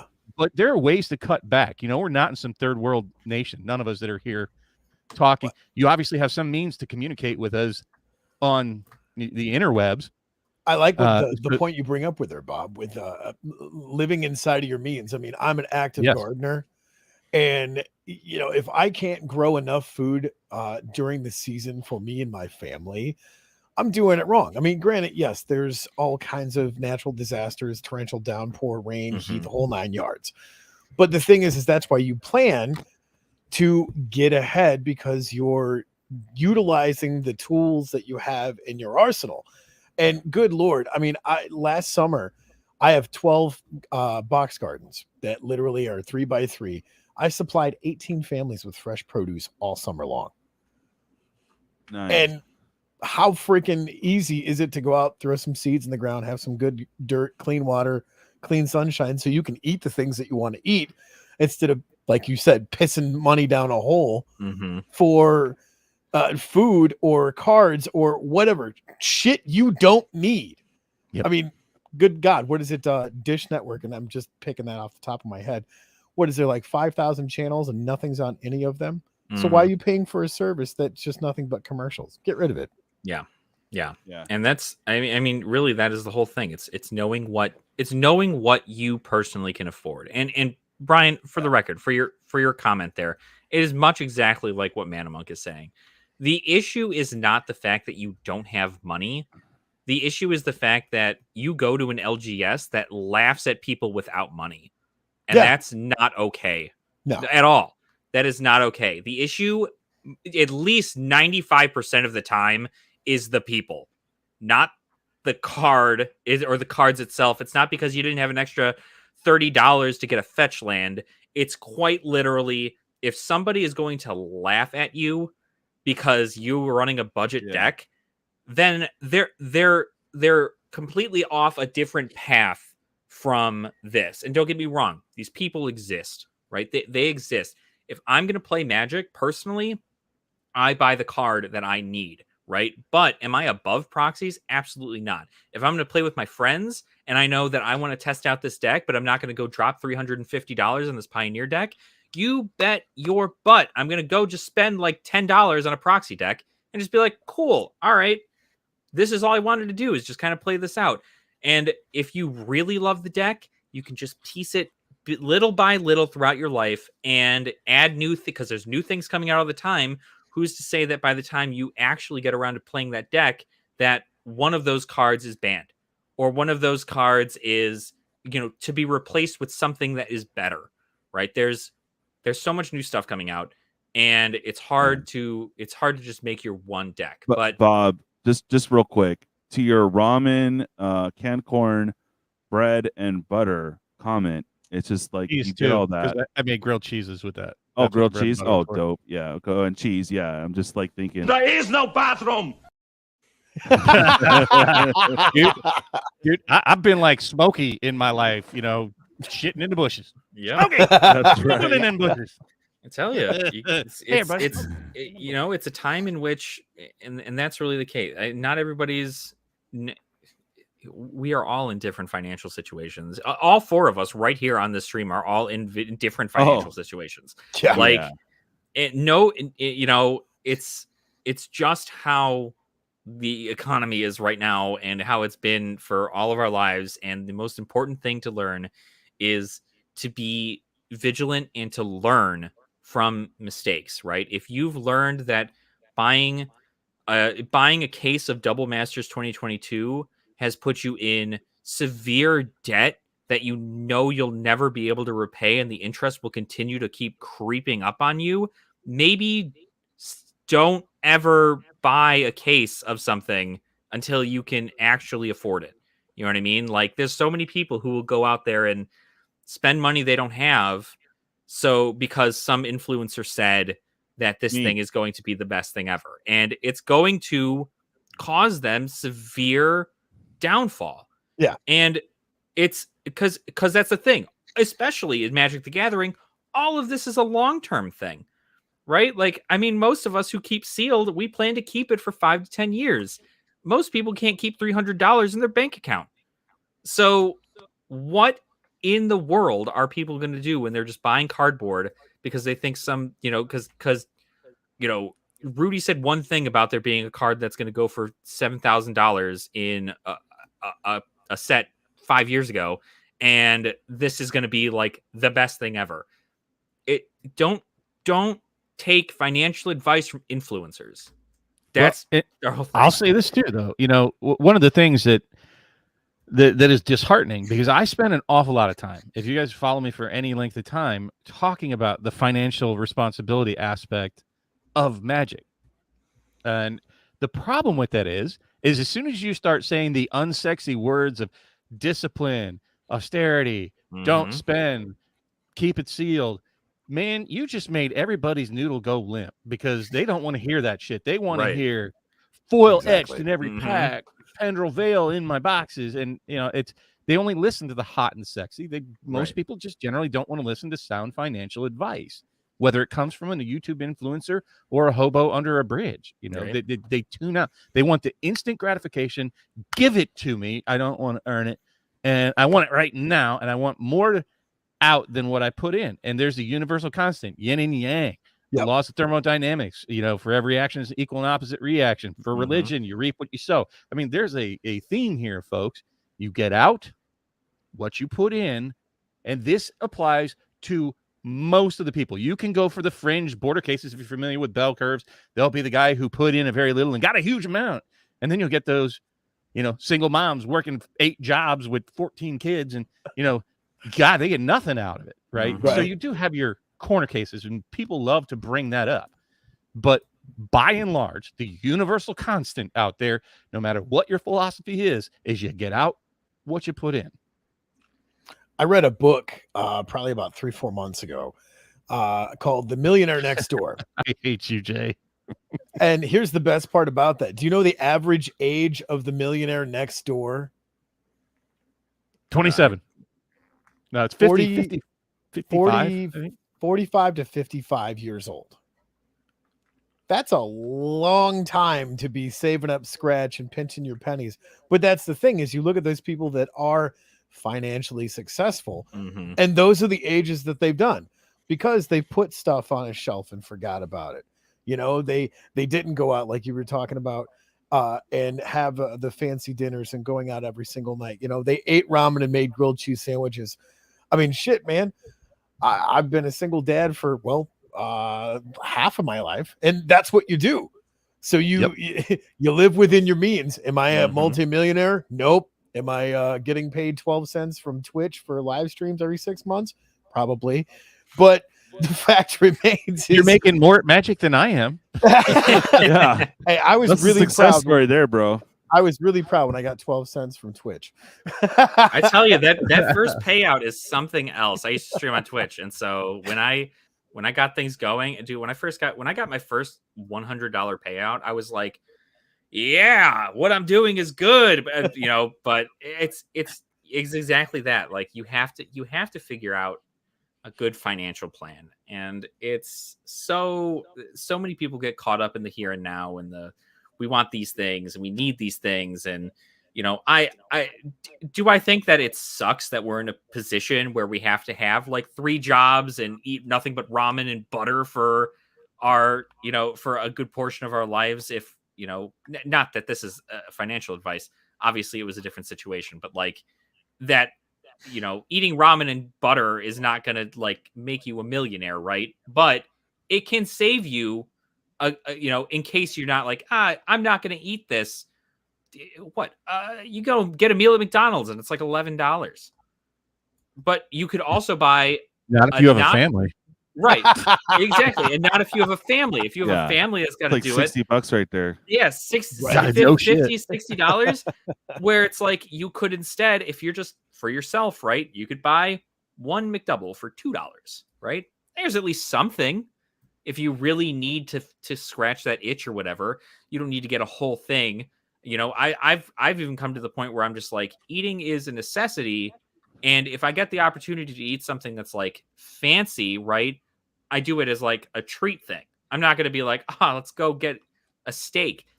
I can't do that. I can't mentally do that, because I'm like, I'm not in a financial position to just get steak whenever I want. You know what I mean? And look, I'll challenge anybody out there. right? I will throw this out there to anybody that can hear the sound of my voice.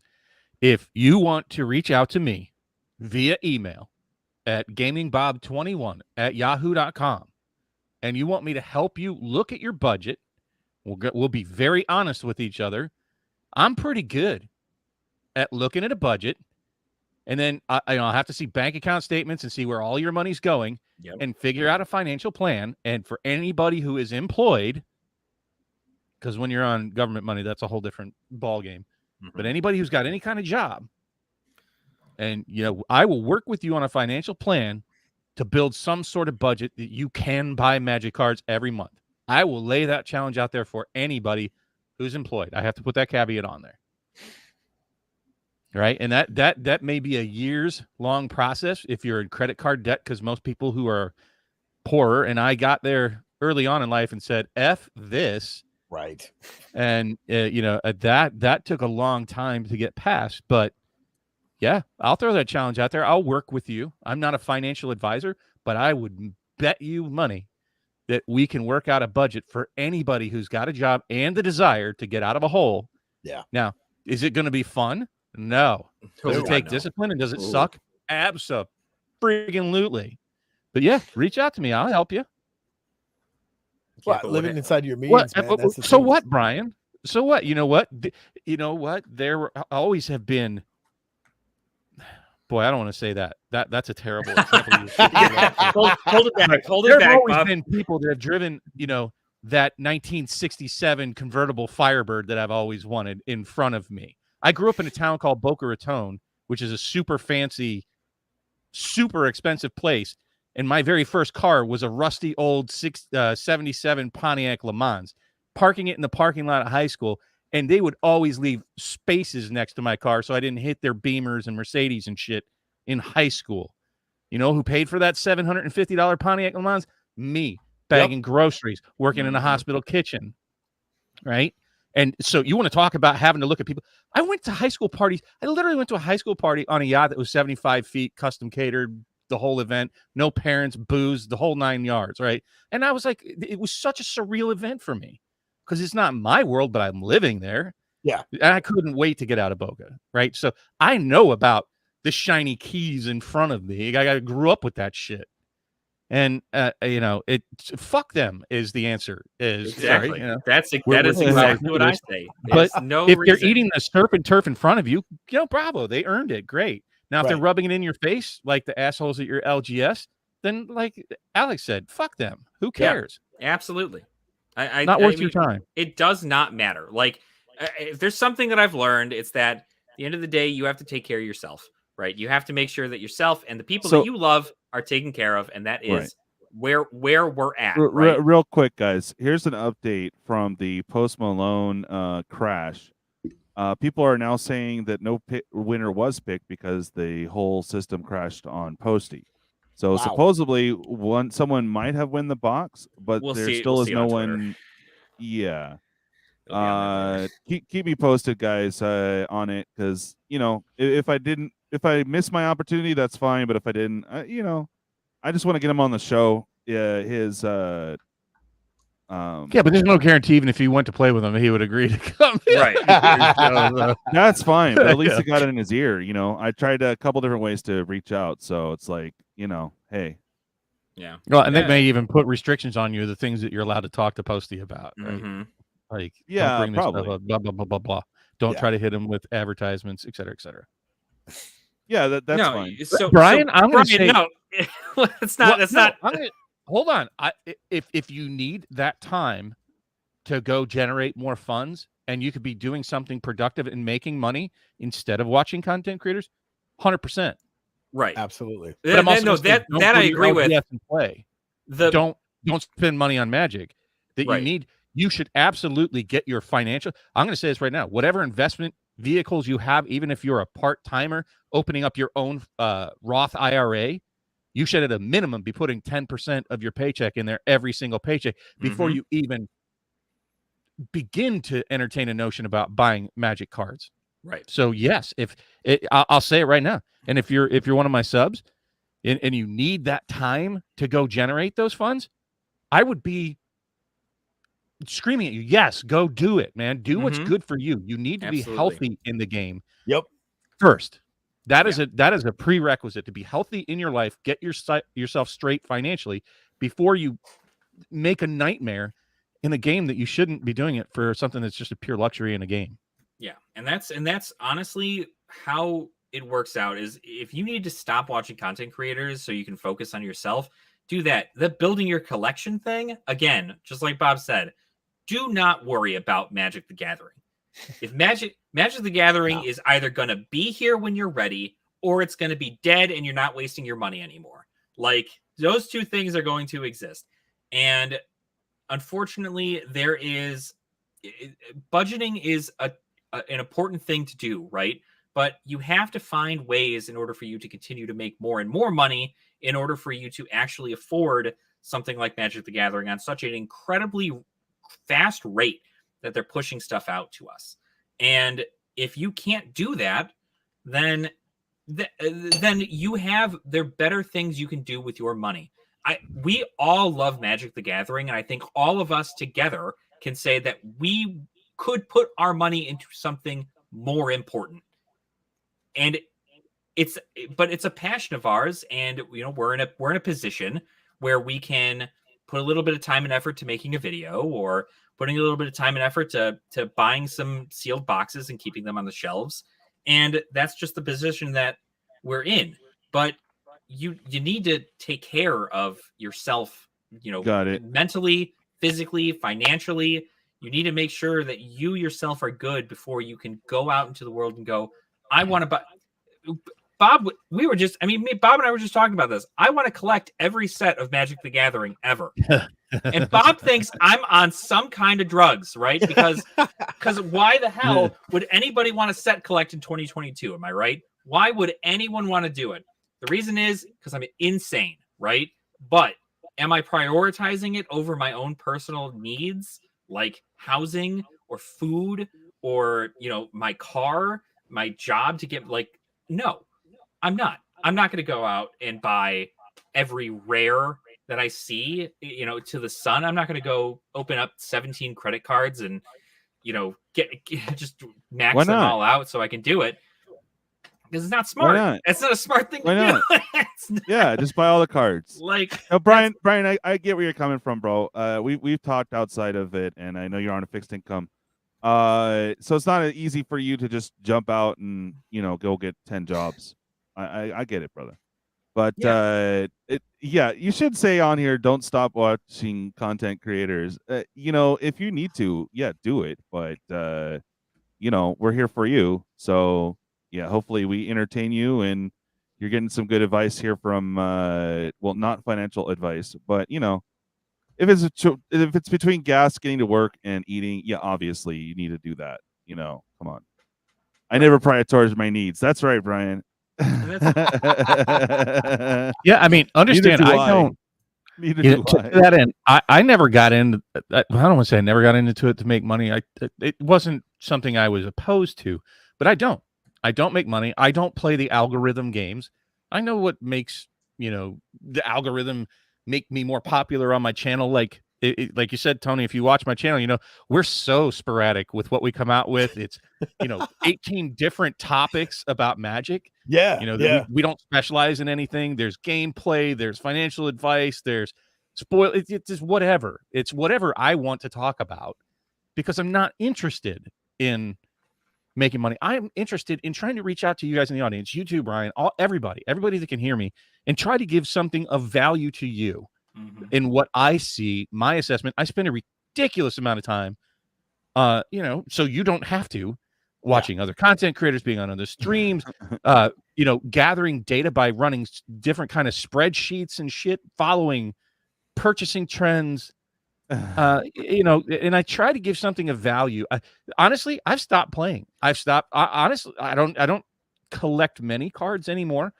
I'm so far down the financial hole. So I used to say there was 3 types of Magic players. You had the players, the collectors, and the investors. And then you got people that, they just buy stuff to open it to have fun. And I don't know where they fall. They don't really care about collecting it. They really don't care about the financial value. They enjoy the thrill of opening it. and they give away cards. And you'll even see it at LGSs. There's just those people that they just want that dopamine fix of, yeah, hits that shit. Here you go. You can have the card now. Yeah. And there's a lot of YouTube content. I love to be in creators that position. Oh, yeah. But I mean, there are. So, I mean, I guess, I'm too limited. There's shades of gray between all of those, right? And right now I'm in kind of a weird spot that I'm a YouTube content creator that's a vagabond running to everybody else's channels, gathering as much info and sharing as much of it as I can with the analysis that I do on that information. So, hey, Blake, I love it. It says post unmaloned MF whatnot. I'm like, yeah, bro, it crashed. There's so many people trying to jump in on that. Yeah. And then I couldn't get back in. Supposedly a winner was pulled for the box. I don't know about the if someone actually won to battle him on the 11th. So I don't know. I guess we have to pay attention to Twitter and Twitch and whatnot and figure it out. But so far they have not rescheduled. So either they did it when it blipped out, or I don't know what. Well, Manamunk brought up a very good point there.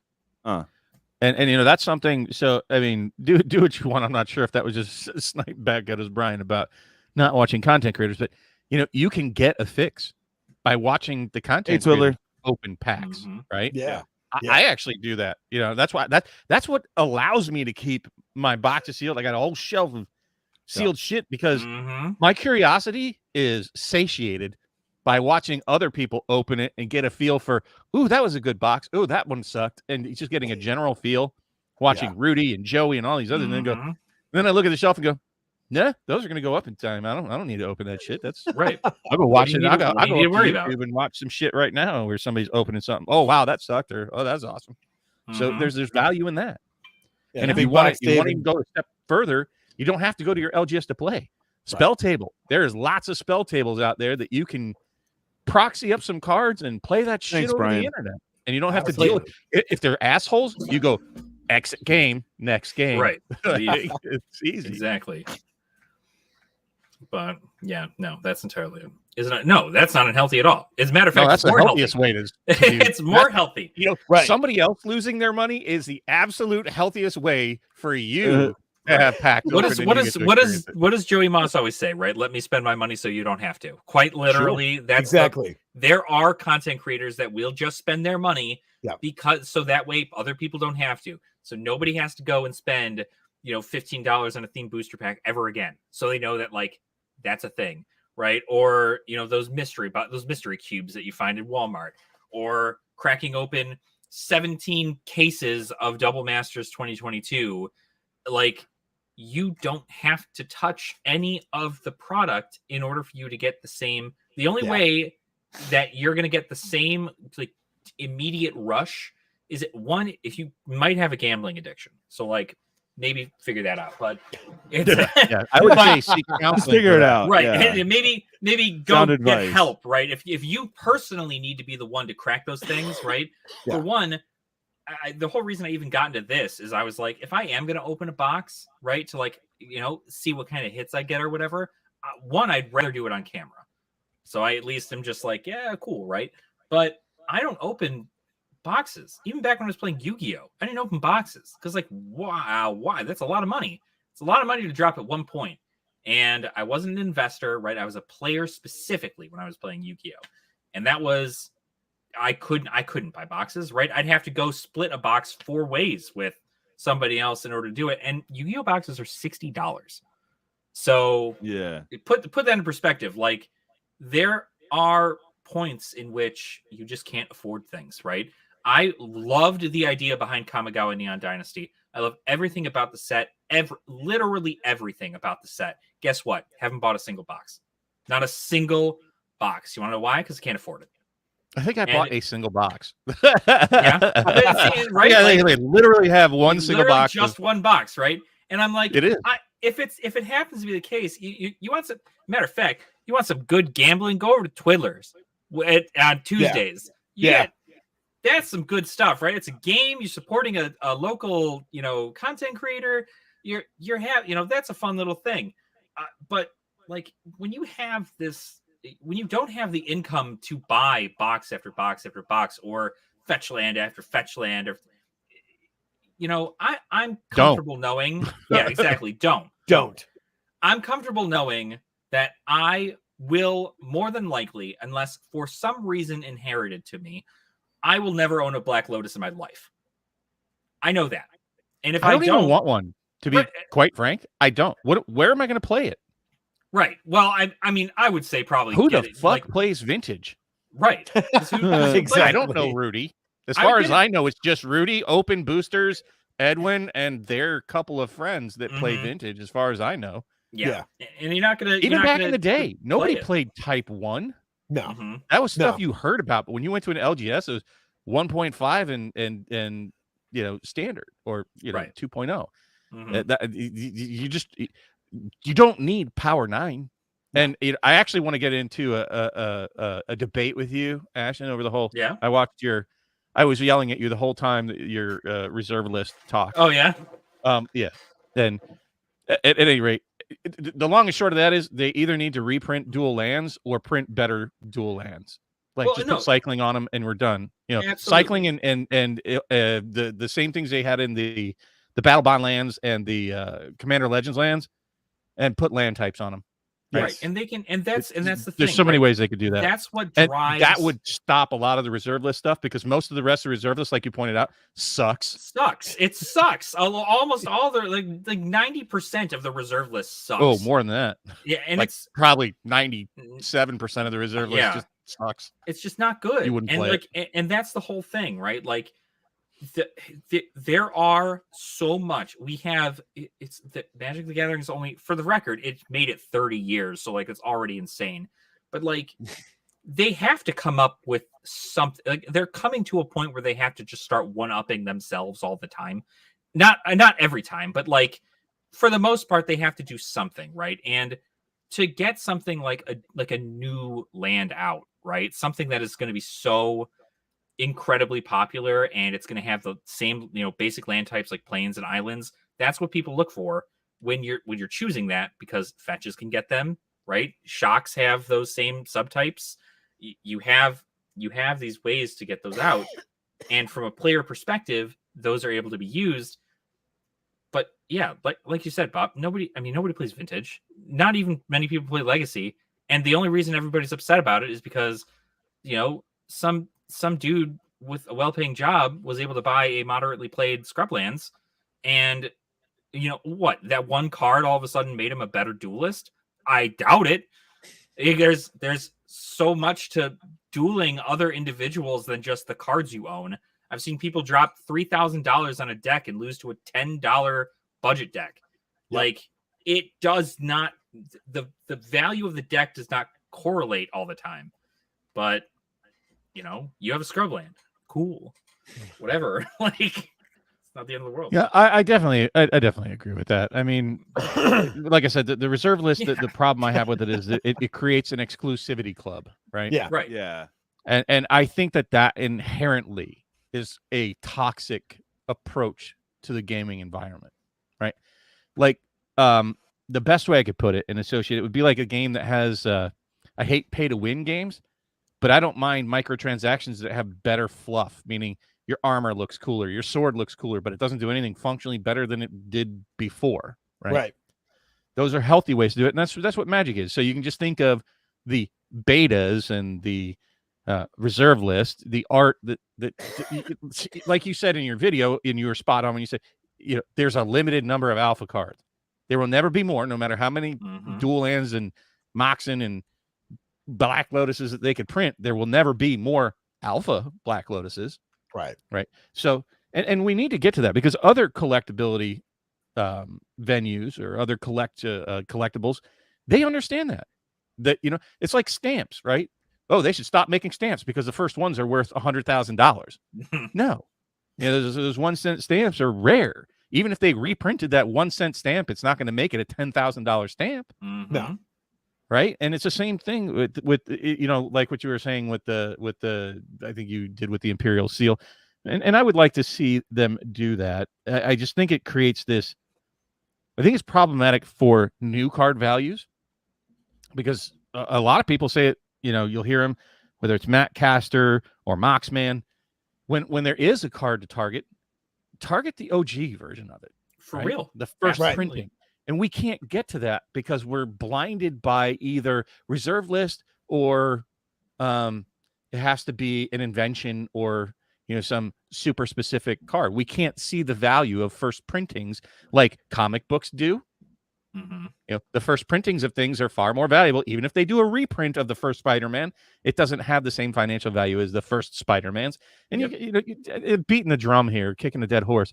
But, you know, we can't get to that point in Magic with the reserve list. I think that creates this distraction from being able to value correctly our own collectible game, because we create these artificial scarcities. We create these illusions with the reserve list that it makes them more valuable. When you pointed out, they're fucking garbage cards. So, right. They're not good. And now how do you feel about what I had said about, you probably didn't love it, but how do you guys feel? So in said video, for those of you watching, I had essentially compared the reserved list to a Kickstarter, in which you were there when it was coming out, and you played all throughout, and you were dedicated to playing it. So you kept your cards, and they accrued in value throughout time. They made the reserved list because collectors were upset, and you know they wanted something specific, and so they have the reserve list, and it's like it's one of those you had to be there situations. But that is where I led into the fact that 97% of the cards on the reserve list suck. So like, what would be the point of getting them other than for collecting, for collecting purposes, right? What would be the reason to get a Black Lotus, to get a Tabernacle of Pendrell Vale, right? What would be the point? Is it going to increase your gameplay level? Is it going to make you a better player? Are you going to feel more accomplished knowing that you have a card that is over, 4 digits? Like, that's something you have to work out mentally before like getting into. Well, I don't know, man. One, if you did, for example, if you bought Dominator United Collectors and you do pull that Tabernacle or the Veil, right? Would you keep it? Like, would you grade it and save it? Sure. Depends but I don't know, who man. Gets it. I would. Depends who gets it. I would probably. I think you're missing the point, though. What? That's not the point, right? And this is where I think so many people I was sort bringing of up a different miss the thing, idea. but okay. Is that the most valuable part of that is not actually selling it. And I can't seem to express this in terms that either people want to hear or I'm very unclear with what I'm saying. If you want value because of Schrodinger's pack, you don't open it in the first place. Mm-hmm. Right. And if you're opening it, then the value in opening it really is the excitement that you got, the experience of being there with friends and family or in an LGS or wherever it was. When you rang the bell, you got to do the thing. This is a high point in your Magic experience. It's not about keeping it, selling it, whatnot. I mean, that's you've already missed the point if that's what your concern is. Mm-hmm. Right? No. Okay. It's the Charlie and the Chocolate Factory. Exactly. That moment, the most impressive moment in the entire movie of Charlie and the Chocolate Factory, because they paint this whole picture of this dismal dystopian world that he lives in, and he's this poor kid and he's never going to have opportunity and life's always going to suck. And then you have all these rich people where they're cracking thousands of boxes and all this stuff. The most pivotal moment in the entire movie is when he already thought it was too late because they've all been discovered, and he opens that wrapper and there it is, the golden fucking ticket. Exactly. And that's what people need to appreciate with Magic, whether it's a Pendrell Vale or a freaking old Gnawbone or whatever it is, and to cherish those moments. That's the value in cracking packs. It's the experience of the whole process. I mean, good Lord. I still remember when I cracked one of my first packs of Urza's Saga and, pulled out a Gaia's Cradle. That was the coolest thing ever, and didn't know what the card did at that point because the set had just come out, and I think it was $2.50 for a pack then. Like, I freaking loved having those experiences because you have people now that, you know, are just getting into the game and it's like, oh, you see how much this card is? And it's like, yeah, okay. But, you know, I love when Joey cracks those older cards and he's like, oh, the spell, the experience, the whole entire 9 yards, because that's what it was. I don't care if you have a Power 9 or a, you know, Alpha Black Lotus. Cool. That's an awesome experience I'm probably never going to have.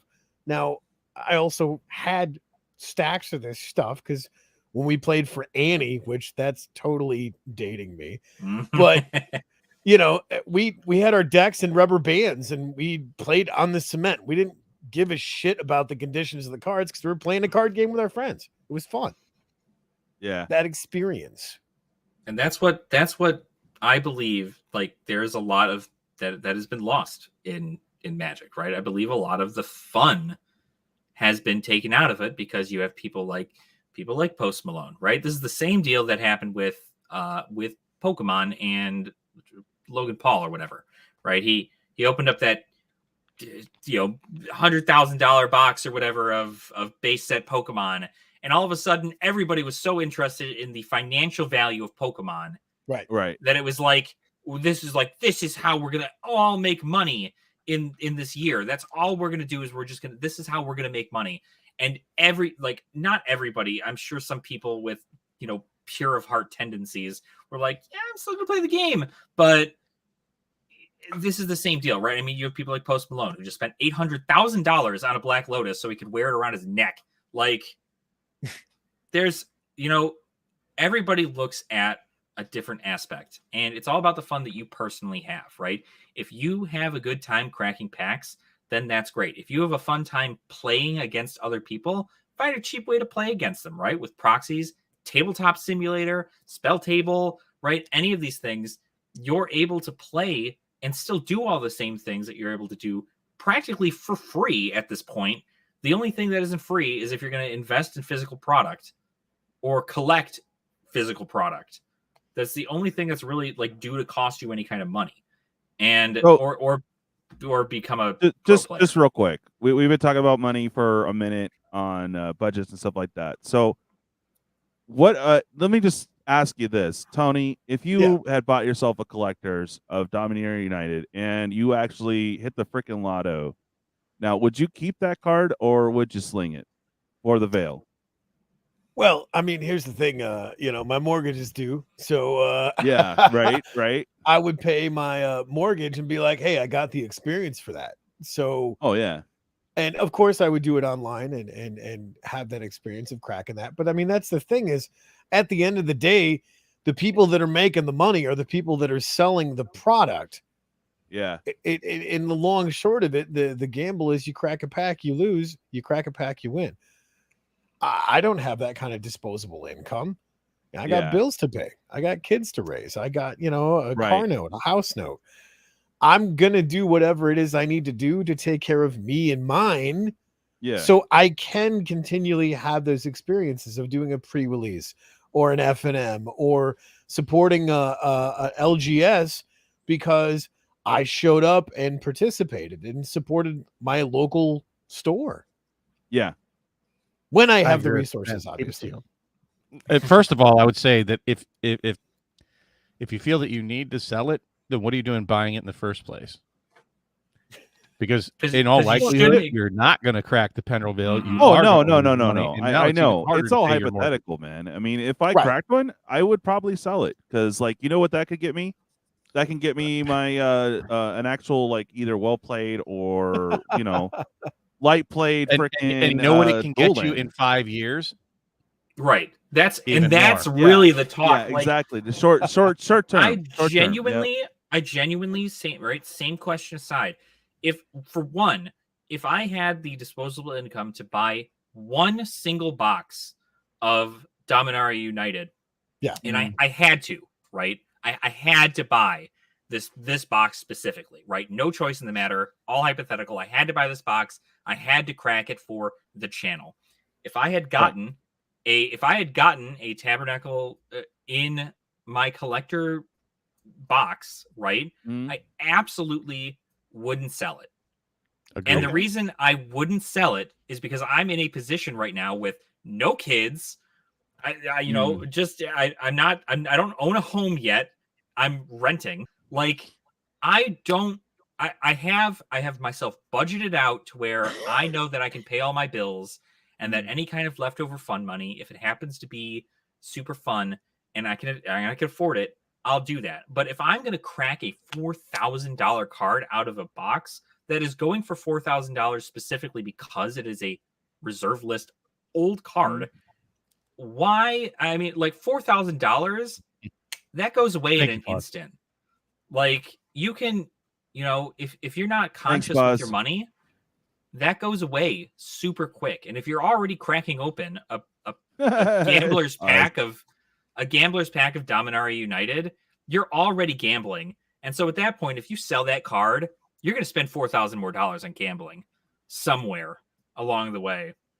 Well, it's if a it was vicious 4,000 though, that's or you're paying $4,000 of bills so you can have money to gamble later. Yeah, exactly. It's a vicious cycle. It all comes down. It's like you're not saving any money at that point. You're not making yourself richer by selling that card. You're making yourself richer in the moment so you can take care of, you know, instantaneous things that you need to pay off.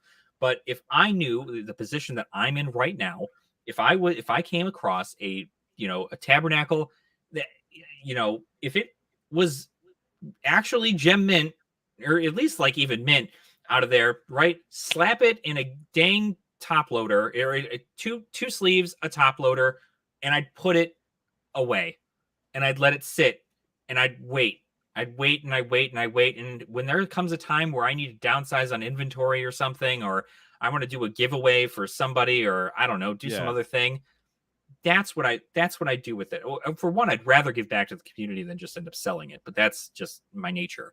But there's so many better things you can do. And if you're in like crippling debt and you happen to come across a box and you get the tabernacle, yeah, right. Obviously it makes sense to sell it, you know, so you don't gain those interest rates.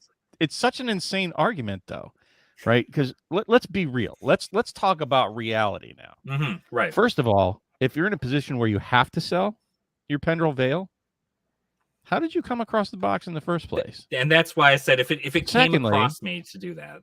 Even if you did, we all know that there's a chance, Schrodinger's pack, that it could be in there, but your chances are astronomically low. So what the fuck are you doing cracking it?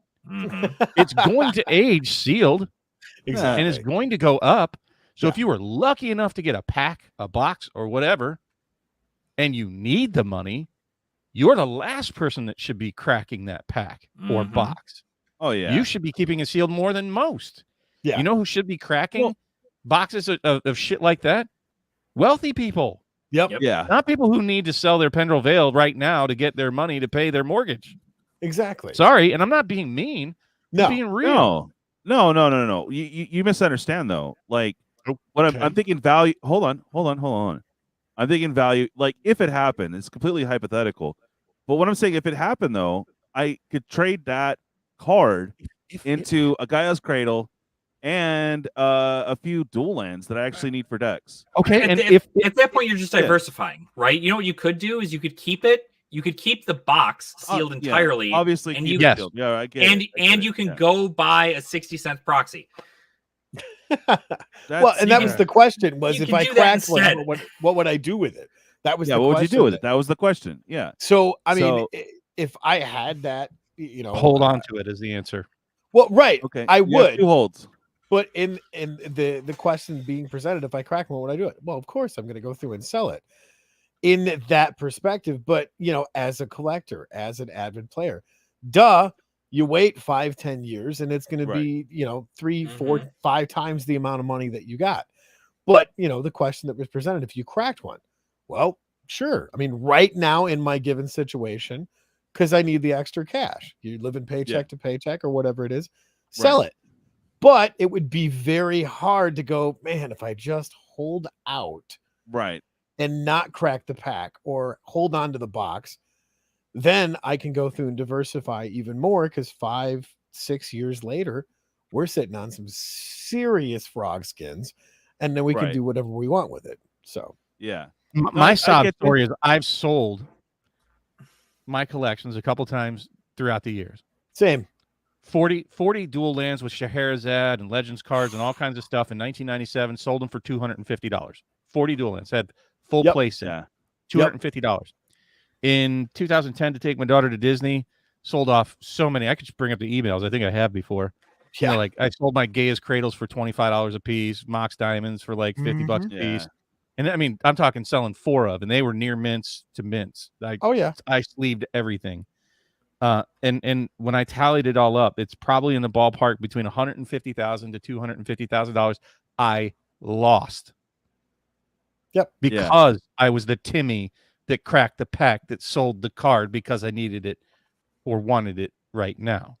Now, if I had kept everything sealed that I've opened over the years, shit, I probably wouldn't be here right now. I'd probably be retired. Same. Because, you know, I had that lack of discipline or lack of foresight back then. The game was, I mean, if you've been around, Tony, you know that wasn't how you did shit back in the day. Nobody bought boxes to sit and hold or seal. No. And you had no idea they were going to be worth this kind of money. Thank you, Mana Monk. Same Exactly. here. Exactly. Same here, bro. In that whole process, I started playing in 1994. We didn't know Magic was going to be a thing. You played the card game with your friends. You know, I've sold and bought cards countless times. Back then, shit, man, it was taboo, really. Like you thought, like Magic, they're like nerd. Dude, like, I come from the era of Magic where I got my ass beat for playing the game. Right. Because being a nerd back then was not cool. You know, just like playing D&D. Like, oh, you're going to play your little stupid little game. And, you know, of course. So you were a closeted Magic player, just like you were a closeted D&D player. And now, you know, heck, if I had half of the cards that I bought and sold in the whole 9 yards, I agree with you 1,000%, Bob. I would not be doing this. I'd be, you know, sipping Mai Tais in an island country or something with the hula girl. So, I mean, and that just goes to highlight the point, DJ, is that you hold on to the things of value if you were fortunate enough through some weird, a pack fell out of the sky case or a box fell out of the sky that was already opened and not sealed, and there's a tabernacle in it. I don't know what kind of weird scenario that would be, but you win it. If you win what? If you win something sealed, you keep it. Right. Sealed if you need money. If so, yeah, that's entirely it though. If somebody opened like an entire, thanks for hanging out, brother. If they opened an entire collector box, and they opened it all up and they saw that there was a tabernacle and they were like, you know what, everything in this box is going to a patron. Oh God, right? You know, I'm about to piss off Jake and Joel, or you do a Jake and Joel where you're on watching a stream. And the next mythic I open, I give away the next pack. Oh no! Did you guys watch that? No, I haven't seen that. Cringy. It was terrible, and I love Jake. Really love the guy. And did you not see that? No, For Double I missed didn't see it. So it was Double Masters his own box, and he opened like Silumgar. Like I don't know, what is that, like $1 mythic? Yeah. In the next pack, and these are draft packs. He got a Dockside Extortionist. Oh, nice. And a Borderless Renin 6 that he gave away. Wow. Oh, like it was just so. Oh man, it's a punch in the face. So that's like the only scenario where I could see, you know, like somebody doing something silly like that, and okay, they cracked the Pendrell Veil for you, and now do you sell it? Okay, right? Maybe, but I would. Yeah, I mean, I if still you wouldn't get financially right and you're nothing invested into it, and it was already cracked for you, and you didn't have the option to crack, it's the only scenario where I could see, okay, that's sell that because you're hard up, but that's the only case. Just like Mana Monk said, I mean, I would diversify it. Be honest. I mean, I would be able to get a cradle. But like, I'd be able to get a you dual already land. have. So you already have like you. I don't at have that a cradle. Point, no, but I mean, like, you already land. have. You already have a tabernacle, right? Like you're also, for the record, right? You'd be getting let's say in this situation, you're getting a near mint tabernacle, right? Which there are very few of, I would imagine, nowadays. So you're getting a near mint tabernacle, And if you're getting a Near Mint Tabernacle, you're going to go sell it for a bunch of other cards that you say you're going to use for your decks, right? Yep.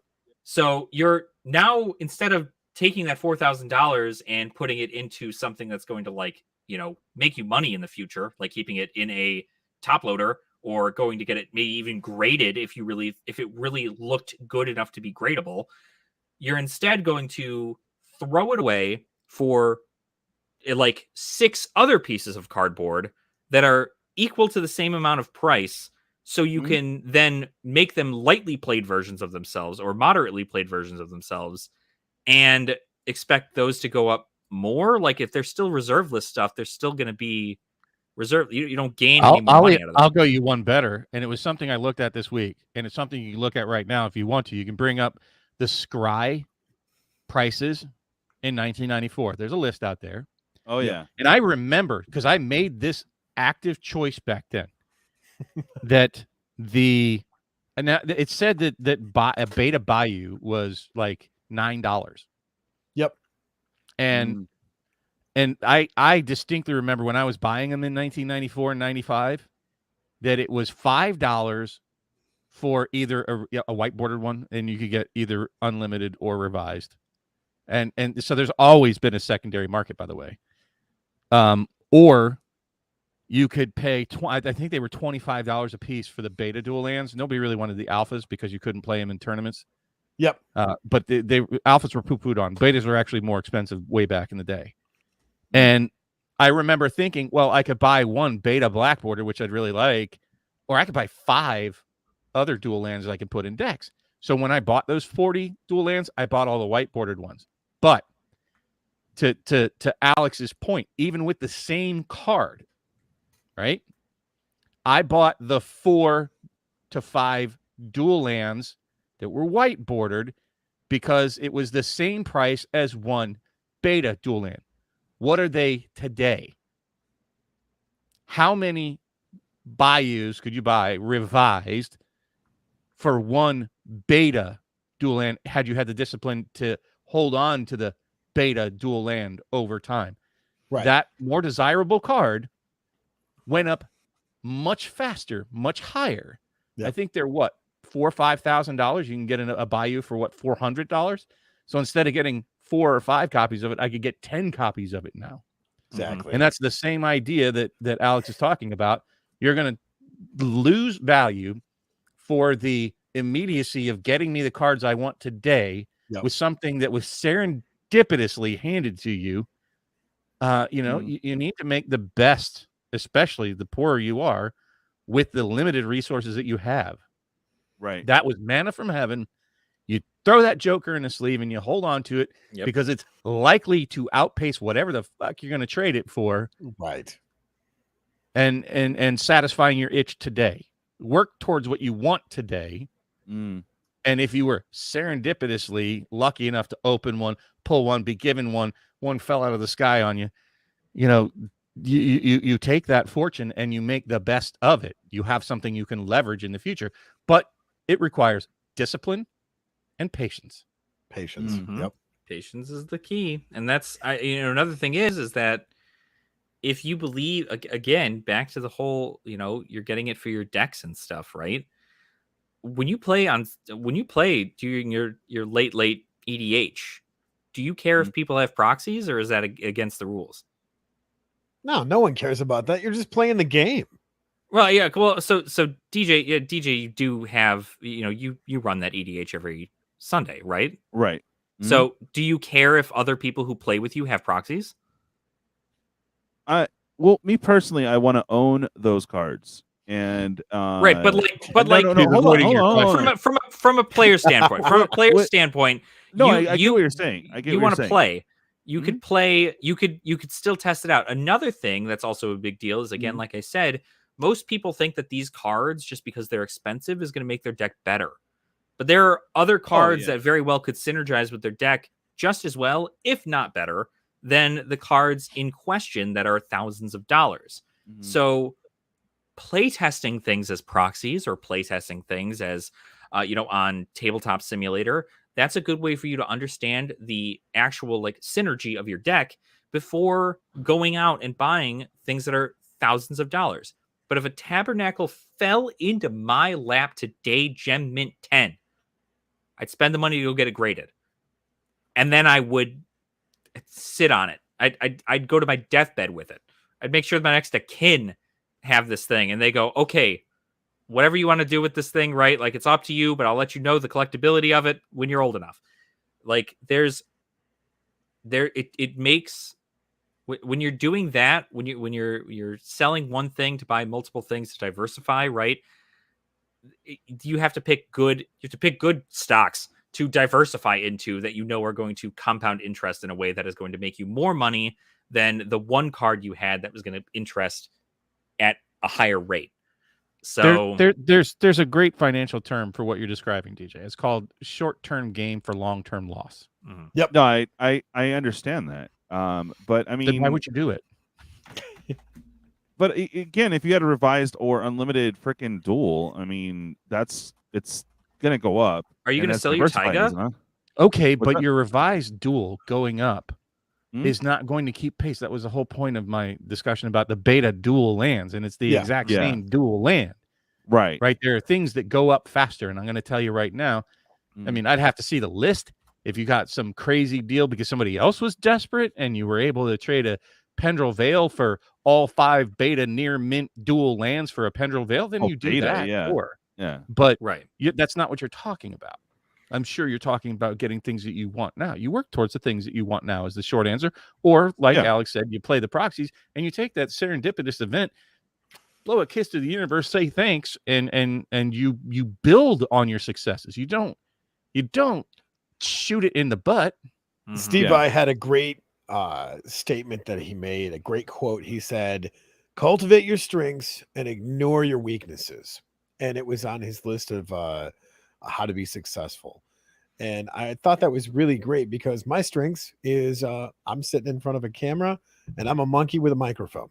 People Yeah. love to watch me fail out loud, Right. live, the whole entire thing.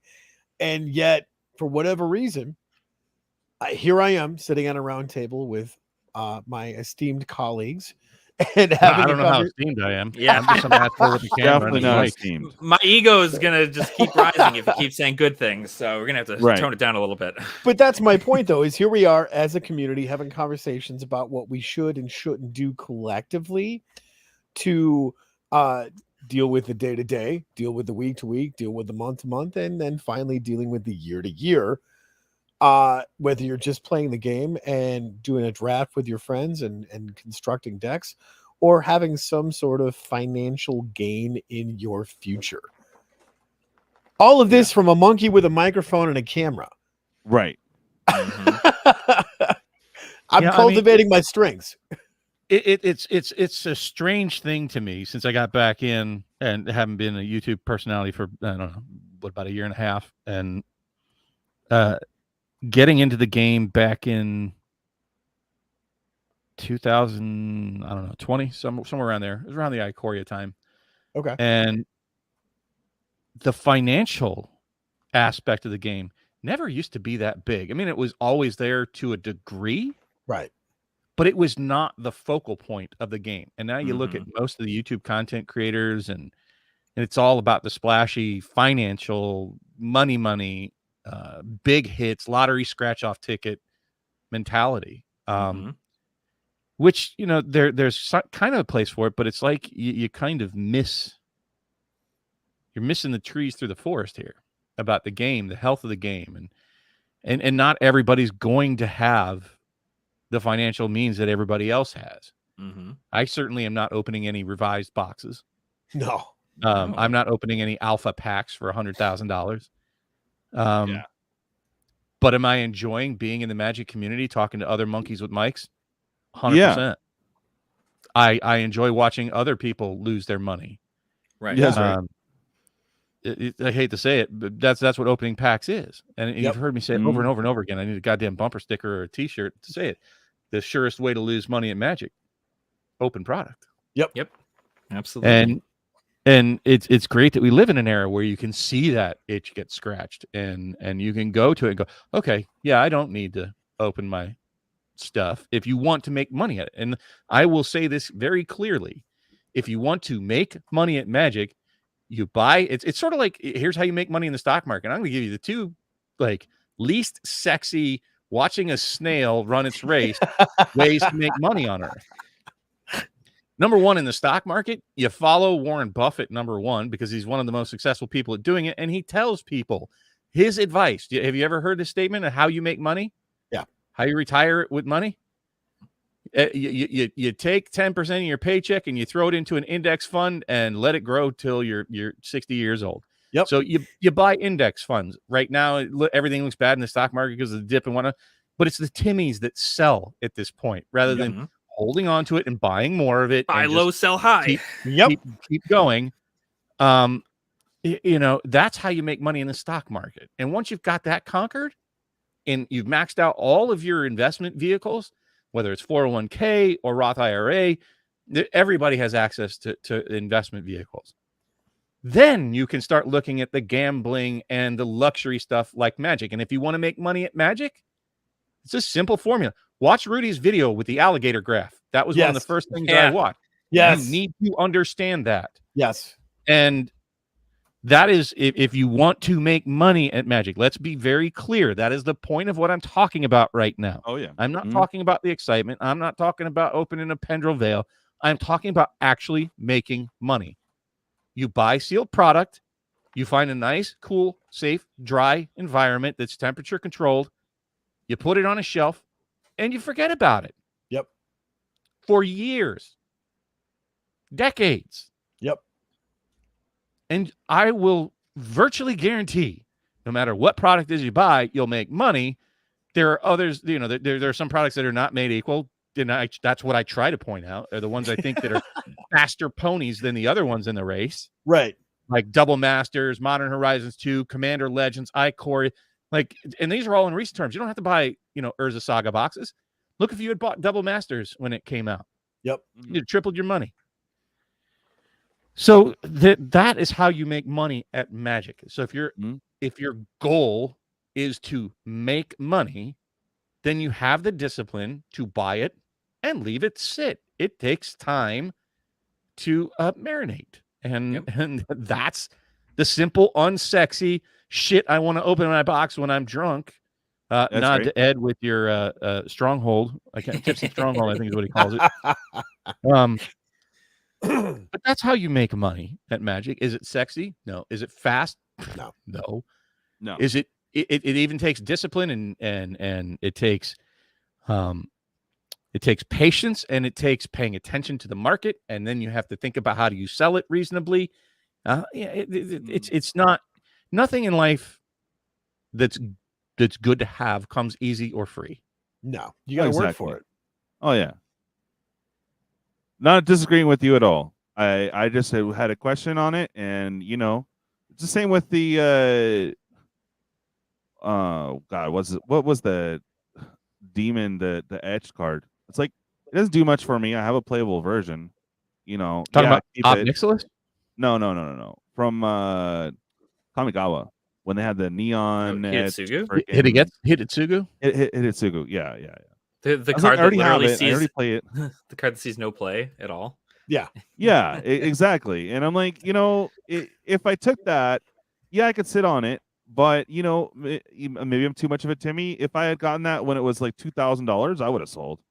I would have sold easy, and like, you know, not easy necessarily, but I would have gotten stuff I wanted in the first. What I'm saying is, if you needed the money as a Timmy, right, you should not have been buying the product in the first place. B, opening it to even know that you have a Hitotsugu, because the chances are you're going to take that $200, $230, $300 box going to go down and turn it into a $150 box instead, on like a 1 in Jesus chances of actually pulling the neon pink one. So you don't crack it is the short answer. It's only a benefit if you do. But what content is that? Oh my God, you don't make content that way. Yeah, you don't make content that way, right? The whole point, and see, this again, I think we talked about this, DJ. Oh, we have. If you're able to make so much on a topic like Magic the Gathering without spending a dime. Yeah, agreed.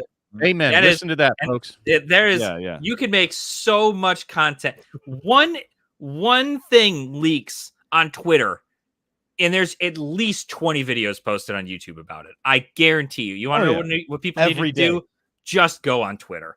Yep. That was it. You need an internet connection. You need a couple things that like normally all of us have. You want to know what great content is that just happened tonight? Hmm. All right, let's think in terms of content creator. The not Post Malone thing? Right. The Post What Malone, not- what not- not debacle, not- what not, you know. Right. Not what not, you know. Yeah. It's No, this is hilarious. so like that's free as shit.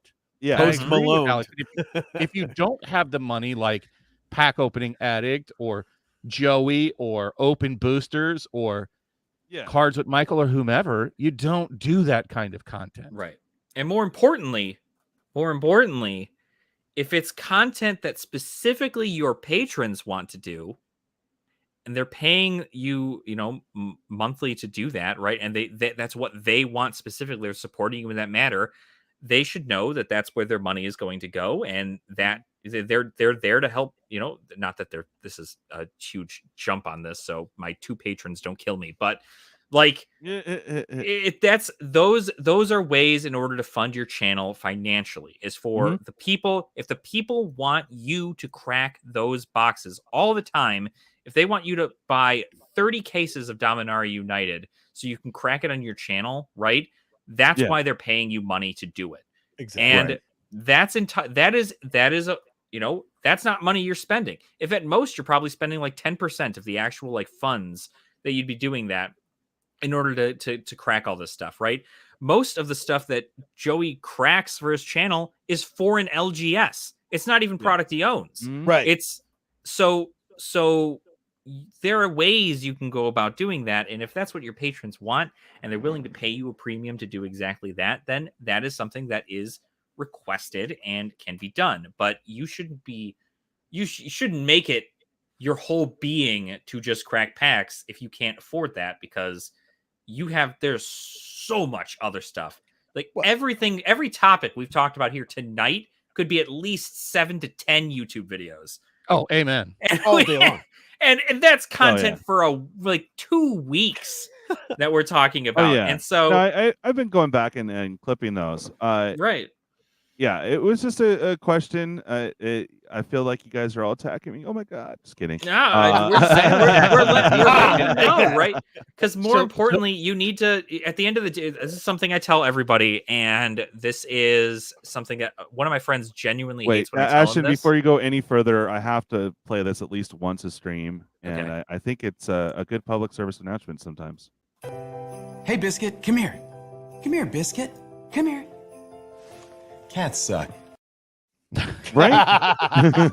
Cats are the I thought you were going to devil. play "Don't Be a Dick." Because we're all Right, yeah. attacking Oh you. yeah, no. Don't be a dick. Don't be a But- dick. Well, that's the thing Yeah. that I wanted to point out is what was it? I mean, we're 2022, and a lot of the YouTube content creators for Magic really came on the scene 2016 and started cracking packs and creating content, doing deck techs, and Arena was still fairly fresh in the process of all that. Yeah. And here we are, 6 years later, just 6 years, and look at how much it is blown up. And if you don't have the big flashy new shiny bauble, Exactly. Yeah. you're not the top content creator. I mean, think about this for a minute. I disagree. Well, hold on now. Who is the top content creator in the Magic community? Is it the Professor or is it Rudy? I think that depends on the viewer, but I actually think there's other ones that are bigger creators on Twitch and make more money in gameplay and like Covert Blue D9. and some of those guys. I can't remember who they are, but I mean they are some of the bigger ones. If that's where you're going, Right. But look at let's point out. You're going to have to throw Pleasant Kenobi into that mix. Yep. You're going to Right. have to throw. You're going to have to throw the Command Zone into that mix. Yeah. You have to throw, a lot of other content creators. Nikachu's also in that mix. He's not the biggest, but he doesn't open shit. Well, and that's what I'm getting at is the fact that, 6 years ago, this stuff was almost unheard of except for a handful of people. Now you have all of us monkeys with a microphone having, late night conversations and creating content and doing all this other stuff where there is literally a tidal wave of this stuff. And we don't have the shiniest new bauble. We're just discussing it because we're fans of the game. Oh, yeah. Yeah. And I'll say this, from what I can gather from many of the content creators, some of their videos that have the poorest performance are box openings. Exactly. That they don't do it. And I'll tell you why. Because you can Google it and you'll find 100 box opening videos from today of various kinds till you're just, you're just bored with it. I mean, I'll be honest. I watch Rudy's box openings not because of what he's opening. Yeah, because of what he's but talking what about. he's saying. It's the Exactly. tidbits in between that I listen to. Exactly. I watch BBD because I love his stories. I don't watch Joey at all anymore. I used to, but I mean, he there's no value added in his box openings at this point. It got flashy for a hot minute, but I burnt out on it like super fast. Not to bash him, God bless him, and if he continues to do well, cool. Yeah. But there's very little air to breathe there. I would say that if you want to blow up, you have to create a new shiny bauble. You have to find a new space for yourself that is more unique, that is identifiable as you. You have to do it consistently. You have to do it with high quality. Yes. Let me tell you right now, when I first started, one of the things I studied YouTube creation before I even started making videos.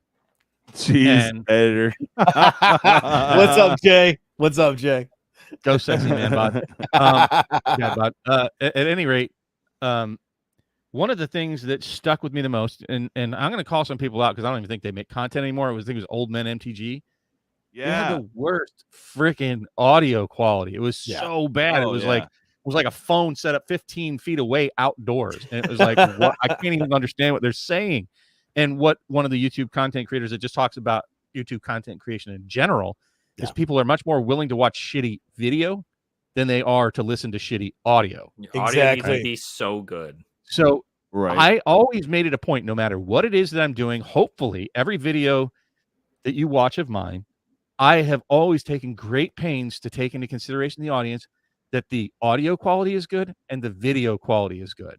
Yeah. Right. That's a baseline starting. So if you're not willing to do that, you save, you don't buy the boxes, you don't go out to eat, you buy better audio and you buy better video, and you figure out the better editing techniques until you have those basics covered. Because I can promise you, you're never going to take off with those basic essentials when they can go anywhere else and watch any other content creator and they don't have to struggle through shitty audio and video. Yeah. Right. Yeah. And bad editing. So coming from a audio background, because I've been a recording engineer for good Lord 20 some years now. You go to live shows and you hear everybody, oh, this band sucks, they sound like shit. You should be looking at the sound guy going, hey, do your damn job. Because if somebody cannot tolerate how something sounds, I mean, let's face it, the video quality has not been anything worth writing home about until about 10 years ago, 15 years ago, maybe, for a live engagement for those types of things. I mean, YouTube came out in the early 2000s? I don't remember. I was alive, but I don't remember. It was out to like 2000. I want to say like 4-ish, 5-ish, right, somewhere in there. But go back and look at some of the older videos for the YouTube quality video stuff back then, and look at the ones that were doing something audio wise. You know, the video quality sucked until probably about 2012, 2013 ish. And then everybody started getting access to better video stuff. But that's the thing, is if you're creating content, invest in audio, invest in video, make sure your stuff is quality to be a content creator, because no one wants to sit and listen to you if they can't hear you and they can't see you. Yeah. There's a lot to it. I mean, there's same deal. I mean, I've studied content creation for a little while now, and I think that is entirely the case. As much as I love the concept of cracking packs, I wouldn't crack a lot I would say in my lifetime, if I was able to crack one box of everything for the experience alone, I'd be happy to do that. But more importantly, what I'm more focused on this channel is making sure that the quality of my audio, my video, making sure my topics are well thought out, making sure that my editing is good. Because I can't tell you the amount of times these videos that I post out, I yawn like at least 15 to 20 times in the middle of me ranting to a camera. You don't want to see it. You cut out all that other nonsense, and it equals itself out to being something that is more watchable, right? And I would much prefer that I pull nothing out of any of my packs if I know that I can at least give knowledge to people who are looking for it. Yeah. Like something more precious than a Meat Hook Massacre from Midnight Hunt, or something more precious than a Tabernacle of Pendrell Vale, is telling somebody that they don't have to open that box and they can keep that sealed, and they don't have to worry about if they just keep it sealed and shove it in a closet, they will make more money in the future statistically. Right. Yeah. Based on numbers that we have 30 years prior, right? Like these are tried and true things. And but as I was going to say, right, something I tell my friend, and my friend hates when I say it because he's impulsive and doesn't know how to control himself. You're an adult, do what you want, right? But we're all anybody is doing is just making sure that if you have the will and you have the sense to want to do better with your life, maybe follow a little bit of advice that is pretty common amongst a lot of people who are making money off of these things. Well, like Bob said, to throw it back to Bob for a minute, I mean, he talked about, Rudy giving little tidbits of information of, hey, you want to get ahead? Try this. Maybe it won't work for you. Maybe it will work for you. Dave, in the stories, there's a moral in a lot of what Dave talks about in his stories. I mean, good Lord, man. I grew up during Saturday morning cartoons when they were amazing. Like G.I. Joe, He-Man, Transformers, Thundercats. They all had a moral at the end of the story. Right. The cool part about it now is it's YouTube content creators where, hey, I'm going to tell you a story, or I'm going to give you a nickel's worth of free advice on how to get out of debt, or how to, hey, number one rule, don't be a dick. That's right. That is the number one rule. Also, obviously you have to get your ass to Mars. Get your ass to Mars. Get your ass. Right. You know what? My fiance was in the music biz for a long time. I wonder if you know her. You know many folks from the Ohio, Michigan, Pennsylvania area. I actually live in Michigan, so okay. I don't know if you've ever heard of Sherry Vegas. She's been a DJ in the scene for a very long time till I met her. That name sounds familiar. Oh yeah, she's worked on anyways, lots of different radio stations. She was a DJ for a long time. Was in the rock scene, so heck yeah, man. Worked for a lot of different radio stations. And you're Tony. Yeah, we can speak offline. Anyways, we'll catch up offline. Yeah, I've been sitting here going, I wonder if he knows her. At any rate, sorry, no, success is not generally easy, and it shouldn't come easy. No. And it takes thought, it takes effort, and if you want to be successful in life at anything, emulate those that are already successful at doing that.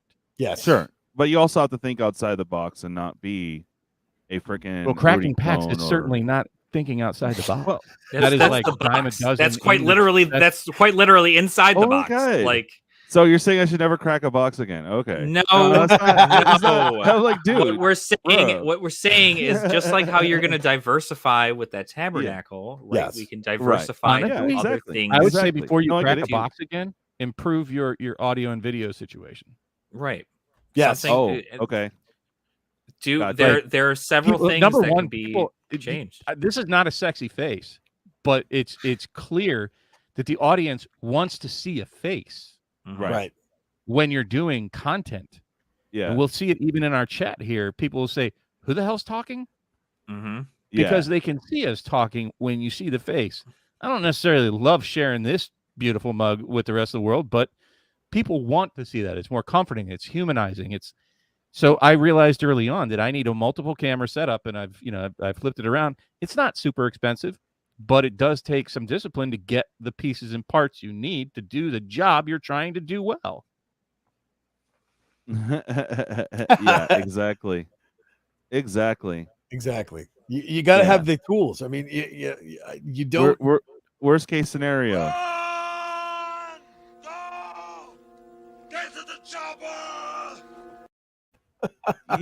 You know, I get it.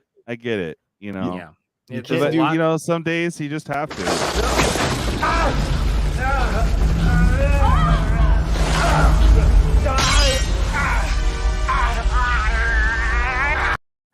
Every day. And I agree with you, Jay.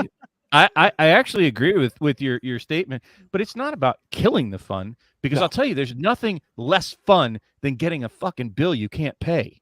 Right. And it's because you bought some Magic, because you had an instance of fun. Let me tell you, banging 20 hoes is fun until you have 20 babies.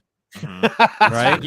You know what isn't fun? Homelessness. Like, it's not about killing fun. It's about having fun.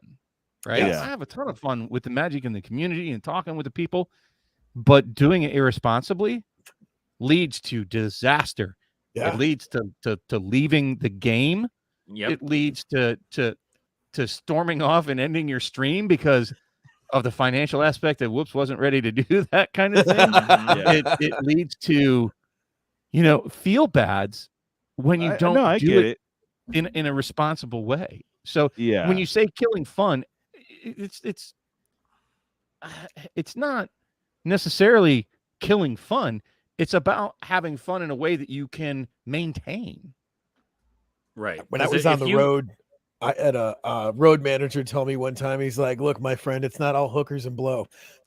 That's true. Yeah. And like, Interesting choice of words.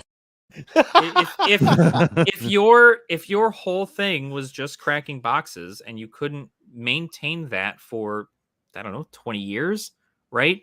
You'd have to be the better person at cracking boxes than everyone else, right? Because you'd have to be in charge of that. You'd have to be like the better person to do that.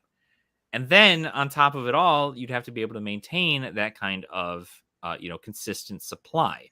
And if starting right now, you can't do something like that, that is going to cause you to quite literally run out of content run out of money to, do your other things like pay your bills. And if then next thing you know, you're just like, what was it all for? Right. Like, Now I'm going to pull back the curtain here on that one, because I totally agree with you. And to have, an hour of fun cracking shit on stream, followed by a month of shit. How do I come up with more content? Fuck, where do I get the money? I wonder if I could sell my kidney to get this. How fun is that, 20, 30 hours of fretting about, oh God, where do I come up with my next box? You guys think that's these not feet fun. will sell? You think these feet will sell online? Wow, that cat fur? With the cat fur. No, cat fur stays on. Add more the cat fur stays on during the photos. Yeah. Well, most people are, you talk about it and Stop whining. Yeah, that's what I'm saying. Exactly. Pause it by the feet. Pause, I love you. I told you can eat my cookies. You did, and I'll send you some feet pics. Pause free of charge. Well, it's here's the question. I'm actually positive about where we're at in Magic. I'm one of the few people talking about during this down market. Hey, Double Masters is great. Yeah, I know, right? Blooper of Commander Legends, that just didn't go well at all. I don't think it's terrible, but it didn't deserve to get as submarine face punch, donkey punched as it did. But okay. Can I talk about my beef with that set right now? Okay, so not only did they overcharge for it at the beginning, but your pull rate, like they totally dialed back the pull rate the last few sets, if you noticed. But when you get a box, you crack it, it's just like, you're probably not going to get an Ancient Drago or like anything you really need. What timeout? Hold on. Hold you're saying things that I don't believe are factually correct. I know somebody. There's been good boxes, but there's been a lot somebody of did the poopy numbers, boxes. and they said that the pull rates were exactly the same as they've always been. Really? And the stranger part about it was that the land cycle would either be all in one box or none in a box. That was a strangeness that does seem consistent. Right. But they said the amount of mythics and the amount of rares that you get is completely in line with every other set box per pack value. Right. But what's like with the doubling? I mean, come on. You no. literally See, have the thing one in. is they had fewer packs in the box than they've ever had for a set. So people were expecting to get the same number of cards out of an 18-pack box that they did out of a 24-pack box or a 30-pack set box. Right. And that's not correct. But they said on a per-pack basis, you got the same pull rates that you had in any other set. So, sorry, I don't mean to butt stomp you, DJ, but that's misinformation. Go, It feels bad because there weren't a lot of high-value cards because there's not a lot of reprints, and they hype the shit out of dragons that are very meh. Yeah. And in all honesty, getting any single mythic out of a number of boxes is a hard task, no matter what set it is. Yeah. So if you're looking at it from that, so you'd have to crack many cases to even get a feel for what the distribution numbers are. Because you could be the one guy that opens the one pack and pulls the Pendrel Veil or the Copper Dragon or a hit it Suga. But they, it wasn't that.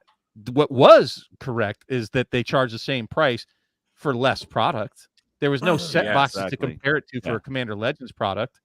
I don't know if you guys caught Rudy's video that he just dropped about before what was it, Ixalan, and how it was like $100 million. And then they've done all of these collector boosters and this, that, and the other thing. And it was only $95 million. And I thought that was very interesting. The perspective of how he broke everything down on his pie charts and whatnot, because that's what Rudy does. And I'm going, wow. So they're selling way more product and making less money with what they're selling. Interesting. They're probably putting more money into all the different, variants that they got to make for all these different things. I mean, borderless cards and everything. It's ink. And it's for one of the very basic reasons that you kind of alluded to without even pointing it out. Really, that a pack in 1998 was $295. Yeah, and it's still like I could go to my LGS right now and get packs for $3. Yeah, right. They have those, buy, 3 packs for $10. Yep. Yeah. And that's a retailer. So that's part of why you have that, apparently less money for the same amount of product, because they did not increase their prices over the year. They do it all the time. I mean, look at like McDonald's or freaking Burger King or any of your fast food joints. Like, I remember getting combo meals. Like, it was actually advantageous to get a combo meal because, like, hey, you got free fries and a drink with that. But now, like, those combo meals are like freaking $11-12, and the burger is smaller, and you get less fries. It is what it is. It's going to be a continual thing. Well, when the 5 and dime became the 99-cent store, I was really starting to question my choices in life. Dollar Tree. Their stuff isn't even $1 anymore. It's $1.25. Like, what the hell is up with that? Like, like 99-cent store. One item in the store that's $1. Exactly. It's it's a broken toilet brush, is what it is, right? There's so much to it, and it's not. There are issues. There are issues with everything, right? There's always something that has some kind of problem. But I think at the end of the day, like you got to do a lot more research onto the product and what it is and what they're doing. And like they sold everything. There were less packs in the box, and the list was changed back to 300 cards instead of 64. And so those set boxes weren't good. Literally, there were 4. If you count the showcase, the foil etch, the traditional foil, and I don't think any borderless cards were in there other than the dragons, or the Bramble Sovereign, some mythics, but like most every rare in there, which there were a lot of rares, were guaranteed in every pack, and also were They had like 6 variants of them. Yeah. So like the doubling makes sense I know. because there's so many. Bob was complaining about that. I mean, for sure. Like, bruh, 20 different versions of frickin' Teferi during the M21 is just like, bro. And there wasn't that much difference between them. There was some good ones, sure, but I mean, you literally had 8 different versions and then add foil to that, and like, yeah, it comes out to about 20 different versions, including the pre-release. So it's just like, bruh.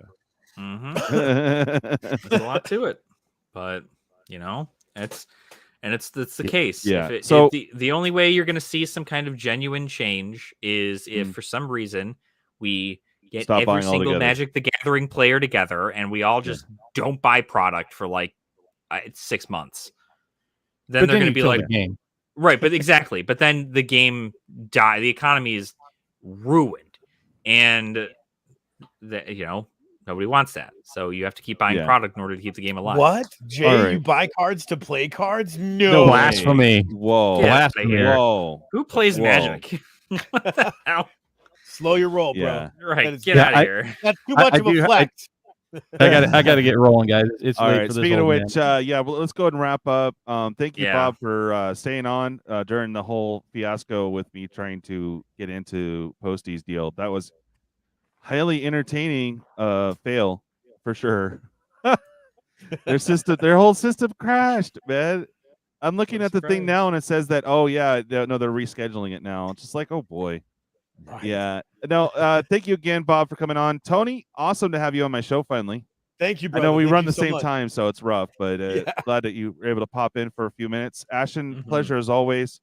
Thank you for having me. Ed from earlier, thanks again. Moxman for showing up too. Awesome. You guys are awesome. We will see you Sunday for sure. And just last minute reminder here, one of these bad boys is going to someone when we get to the 1,010 mark. That is one of the giveaways I am doing. So pretty cool. I am keeping it sealed, Bob. Keeping it sealed. There you go. Yeah. Doesn't, you know what? In all honesty, Mine, I'm not, because I don't know that Secret Lairs, if it matters all that much, keeping those sealed, because there's no Schrodinger's cat there. Know what's in there. Well, I saw a bunch of Bob, you're slivers. gonna be on here for another like hour if you. Oh, I really know, want to answer that question. I know. Great chatting with you, Bob. All right. Yeah, hey, and thanks to the audience for putting up with my ranting tonight. And again, just know that it all comes from a good place. I care about my community. I care about, honestly, I do. Yeah. You know how you know when I don't like you? I'm a very quiet dude. Yeah, that's true. Wait a minute. You've been quiet with me and, all night. Yeah, I got to talk to you about the thing that we were loosely talking about. Bob, I did download it, so we'll got to figure that out here soon. What? All right, everybody. I got to get rolling. All right, buddy. Bye, Bob. Later, Bob. Hey. The Street Fighter edition is pretty high in the singles. Oh, okay, cool.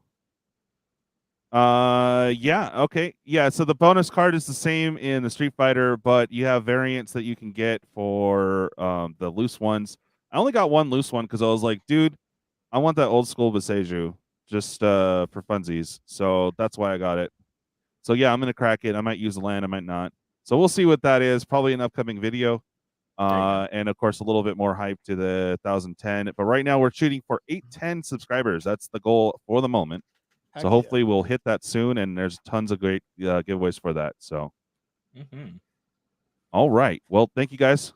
You guys are awesome, and we'll catch you next time. Yeah, absolutely. Peace out.